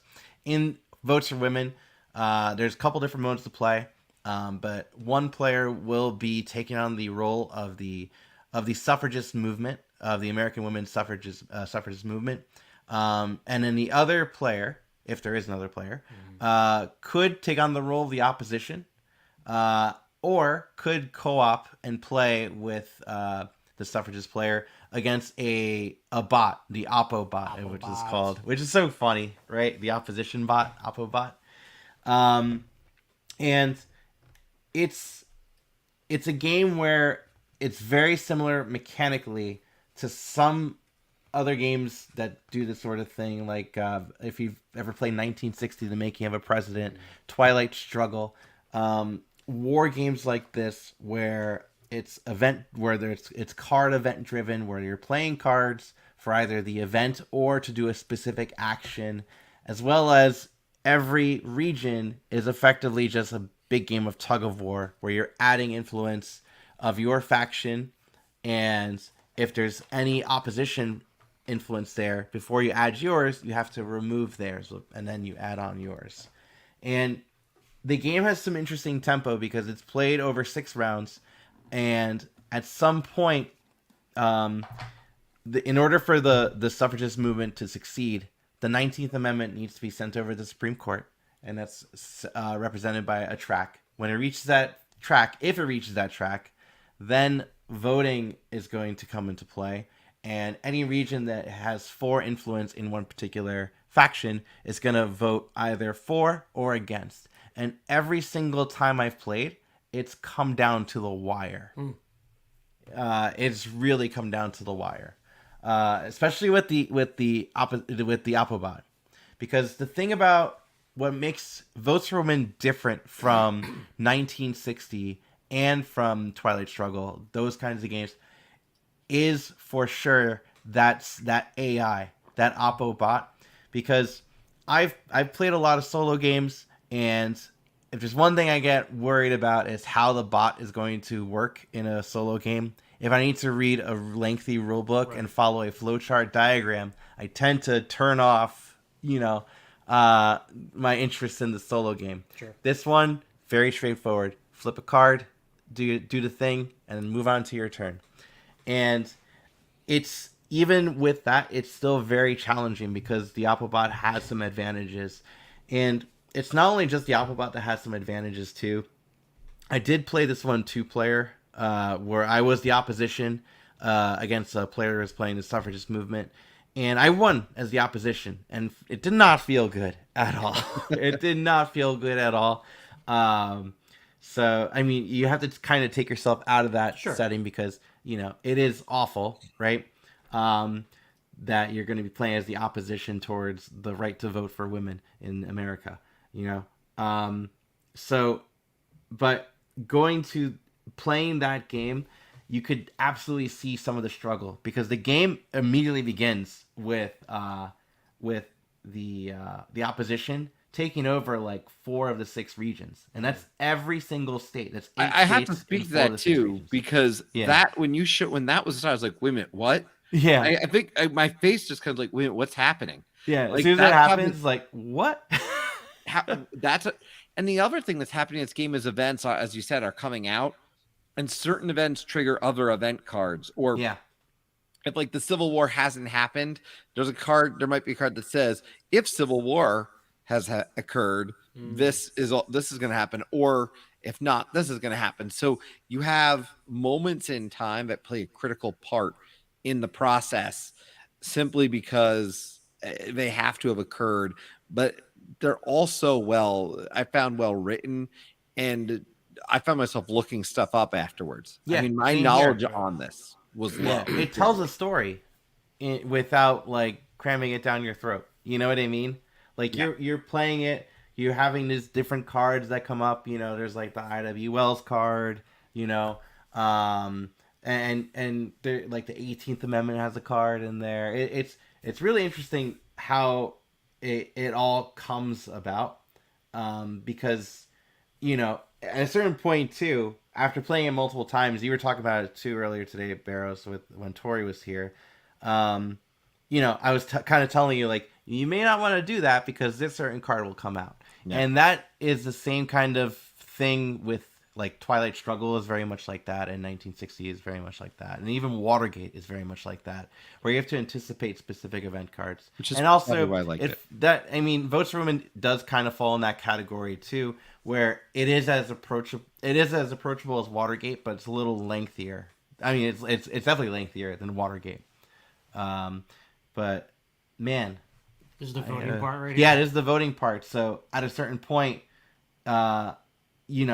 I believe the opposition only needs 13 votes in their favor, and then and I remember one time I played as against the Appobot. It came down to Florida, and what's really funny is, so in the 6 rounds of the game, if there hasn't been a vote decided in any particular state, it comes down to dice rolls, and you're literally just rolling dice against the opposition and comparing values. But the thing is, any influence cubes on there add towards a die roll. Okay. And if you think it's going to get to that point, there are cards in the deck that are end game cards that will be like, instead of rolling a d6, you can roll a d8. Okay. And then that, like, some stuff like that.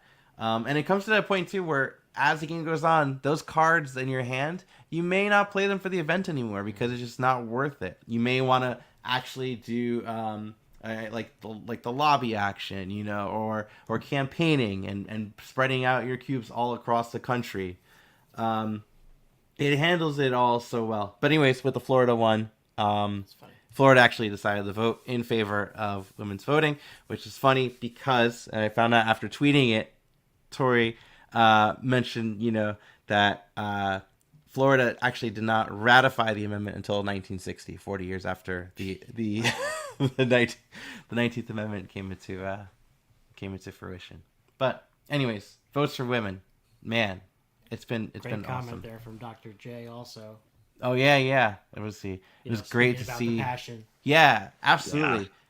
Yeah. And and it's great to seeing what she posts. I know like she posted something about her grandmother too, like relating to one of the cards on Twitter.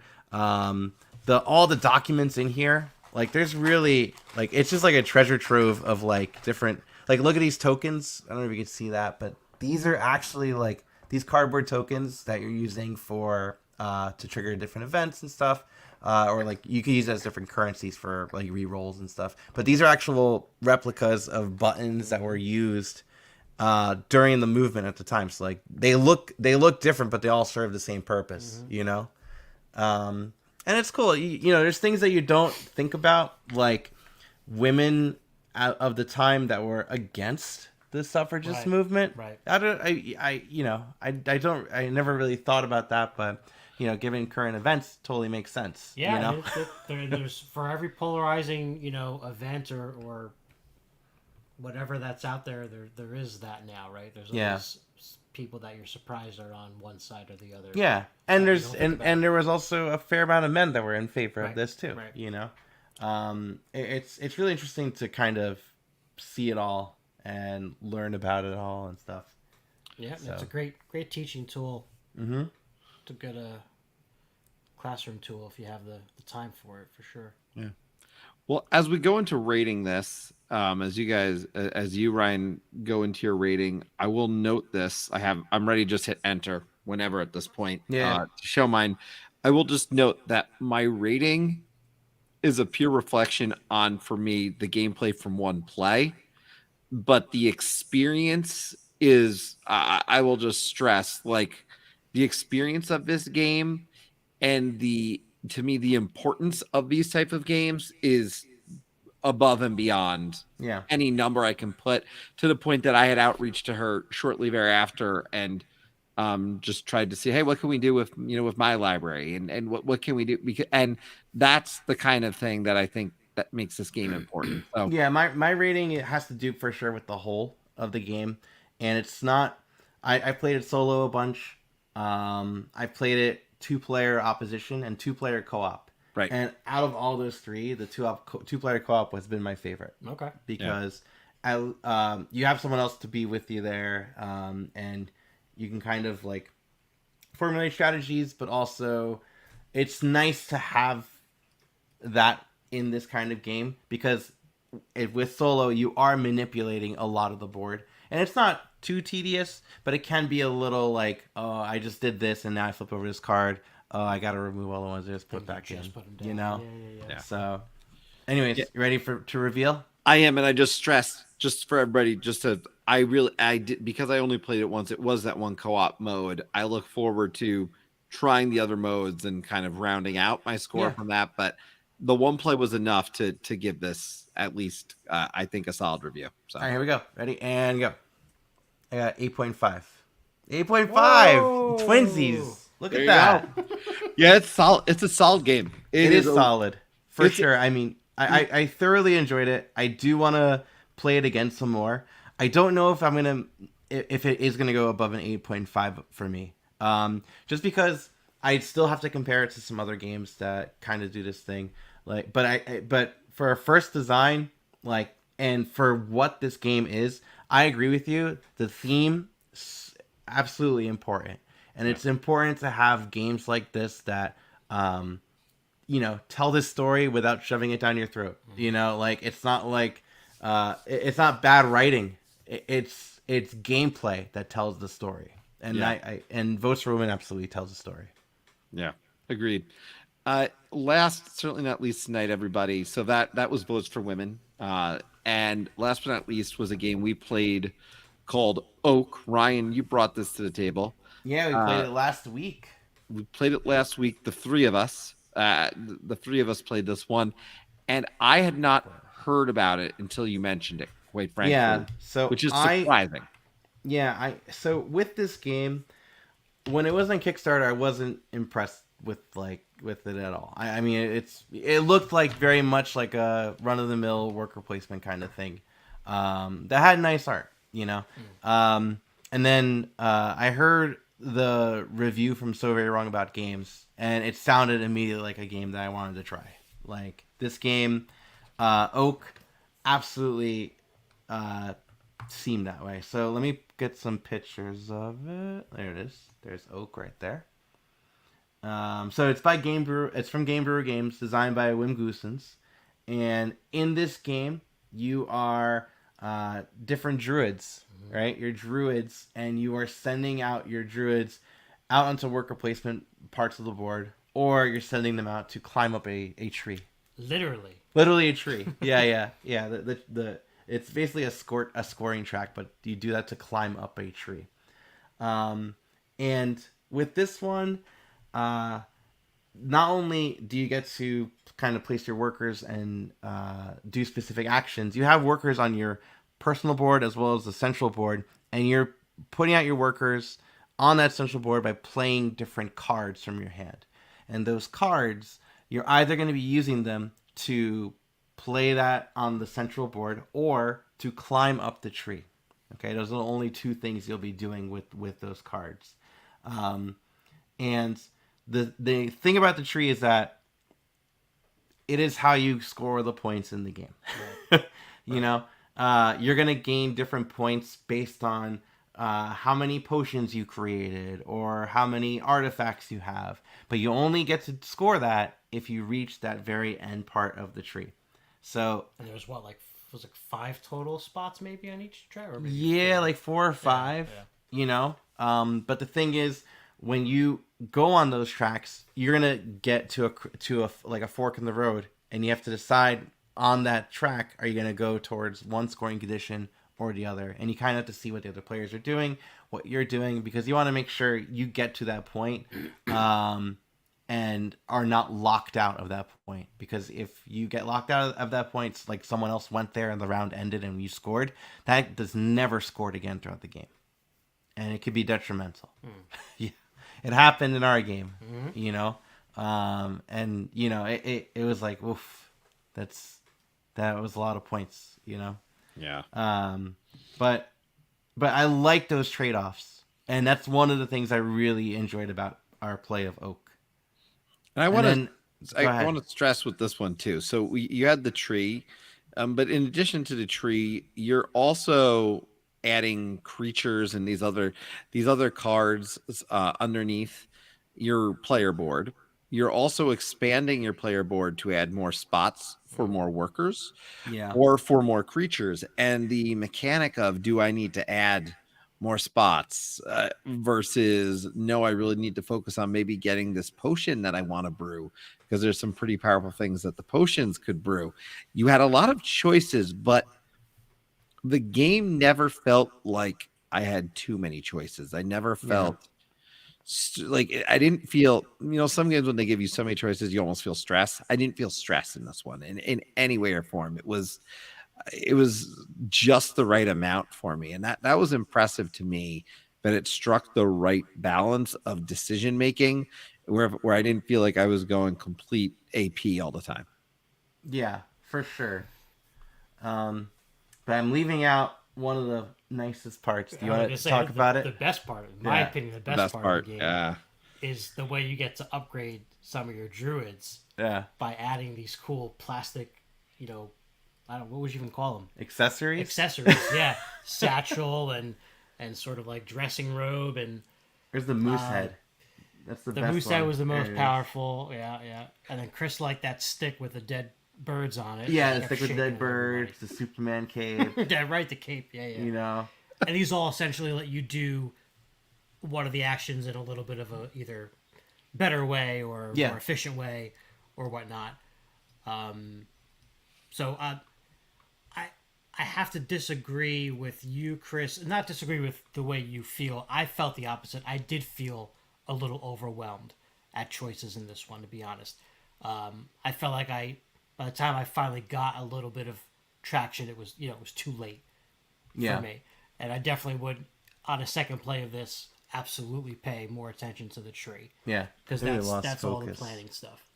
Hang on, did we lose focus? We'll get there. There's my hand. Better? Move the whiteboard in front of it, because I think the whiteboard's what did it. Oh, the whiteboard throw it off? Yeah. There you go. You're back. Right. Nice. It was a white balance. That's probably why.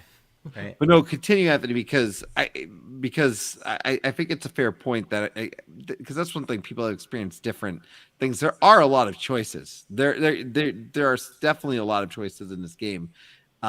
So I can imagine from a first play perspective, the strategic aspect of it. Even I didn't feel solid because I made a mistake. I think in going.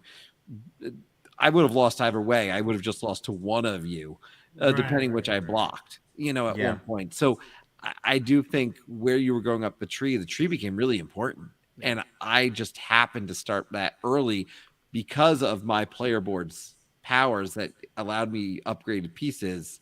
I decided to start going up that board, the tree, because I just felt that was the right move for me. And this is actually your player board. And the thing is, so there's 5 different player boards. Yeah. And they all do different things. There's different, if you look on the far right, that white circle. So that's a spot that only Chris can go to because that is his player board. And not only that, what I really like about this game is it's not a worker placement game where you have to go to a spot to get a worker. You don't need to feed your workers. And the thing is, I'm saying all that, but Agricola is like in my top 5. Well, you don't need to feed them, but you need to house them. And that I love that. So you need to have the space for the workers to come home. Not only that, but specific houses will either hold regular druids or regular and upgraded druids. And on this particular board, it's all the regular and upgraded ones all together. So you really need to kind of figure out when you send out your workers, are they going to come back? Because if they don't come back, they just go down to the bottom of the tree and they can kind of go up and just grab some stuff. So you're always constantly balancing that. Not only that, at any point, you can choose to pass. And if you do choose to pass, you're going to be, every time it comes back to you, you're going to be collecting ingredient tokens, which are extremely useful for creating potions, which when I was playing, I had a whole board that was all about going to that potion spot without anyone blocking me. Right. So that was focusing on that really helped out. But yeah, there were times where you could just pile on all these different ingredients to gain resources. And the thing about the resources too is when you gain resources, you actually update the track that's on the board. You see the 0 through 9.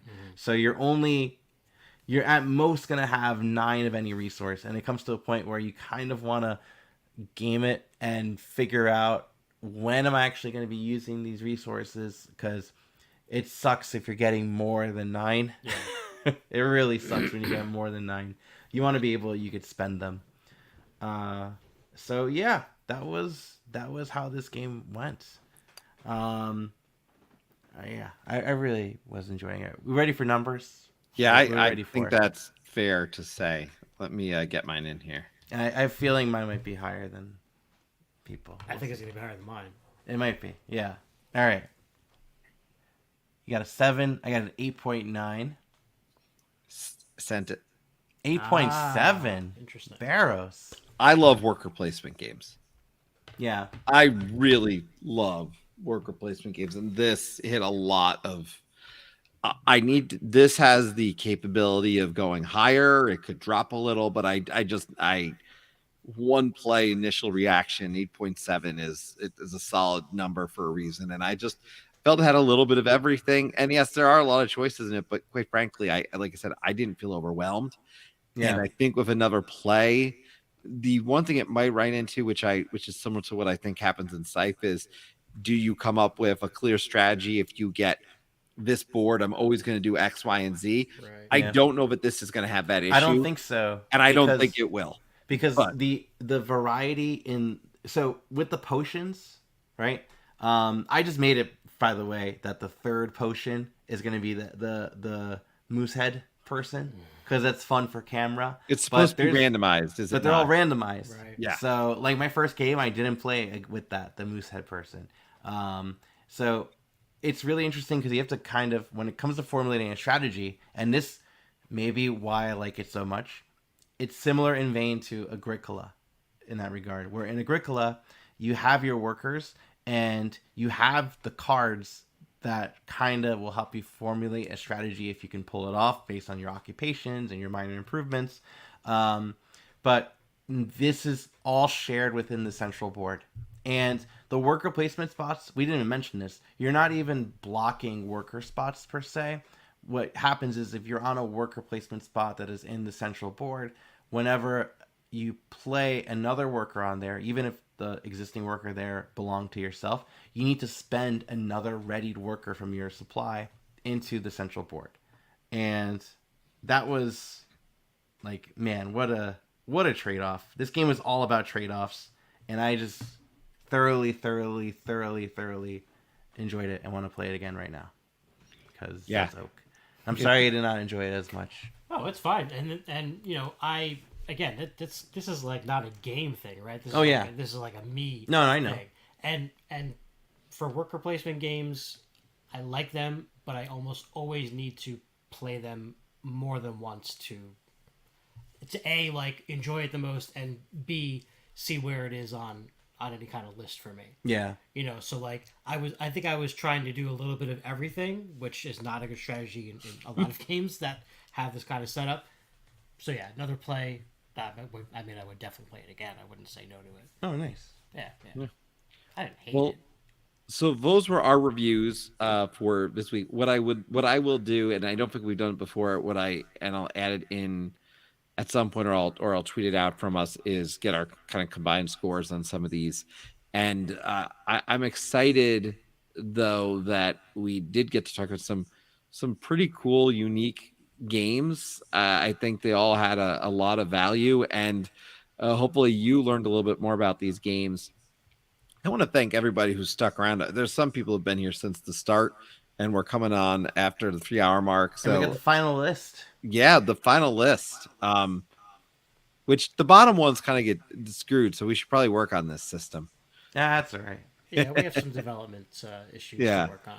So we got our top 3 are Point City, and top 3 are Point City, Final Girl, and Shang-Chi. And the thing is, Final Girl Season 2 and Shang-Chi and Darwin's Journey, I got pre-ordered. So we're definitely going to try them this year. Awesome. Point City, it'll happen. I would like to try. It'll happen. Yeah. Undaunted for sure. Distilled for sure. Harrow County, I don't know. That was kind of tempting. That was pretty tempting. I know. It's that box, and yeah, that like. It's so funny because I was looking at the picture and I almost said, "Is there a hole in that box?" But I was like, "No, there's obviously not a hole in that box. Like, why would there be a hole in the box?" It was like a weird discoloration. Yeah, right? it's a weird like graphic thing. That's cool.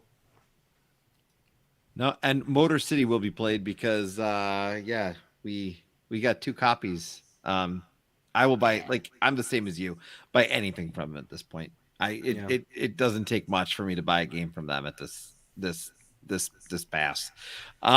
Look, though, this is exciting. This was obviously a fun night. We got to announce a lot of really cool things. Can you bring up that graphic once again here? Handsome fella. Yeah, so it's you. I'm pointing. I'm looking at Chris's flowing. No, I don't know what's up with. I don't know. I took whatever. My hair's like woof. But I gotta say, I mean, excited in particular, outside of obviously having you on board, Anthony, having Brian and Danielle kind of bring their knowledge to the channel through a show is really exciting, and to add it to the collection of stuff that we're already doing. And then of course to have you be able to come on board and, do a creator's corner similar to Designer's Debut as you've done on your own channel. So I feel like just so much good stuff on the way. And I want to thank Brian and Danielle, obviously, for their contributions to the channel over the past year or two, because they have been invaluable and people haven't seen it, but now you're going to get to see it. And I think that's the cool part about this. Yeah. And so thank you. This is our team. This is to me just a fantastic team, and I consider it considering where this journey began for me, which just wanted to do some interviews. It's just really neat to see. So I thank all of you, quite frankly. And when it comes down to it, if you have questions about any of this programming or stuff you want to see, please let us know. A friendly reminder too, but we have the Discord. Yeah, we can drop the link to the Discord in the chat. If you're not a part of our Discord, I would heavily encourage you to join. We have a lot of great conversations over there. And if you like what you've seen and you want to support the channel, we have a Patreon as well that you can support. And so I'll put a link for that in the overall show notes after the fact, after it's finalized. So thank you again to everybody for that. And yeah, fun night, guys. So much stuff covered. What do you think of your first call aboard? Go team. Go team. Oh, man. All right, everybody. Have a great night. Good night, everyone.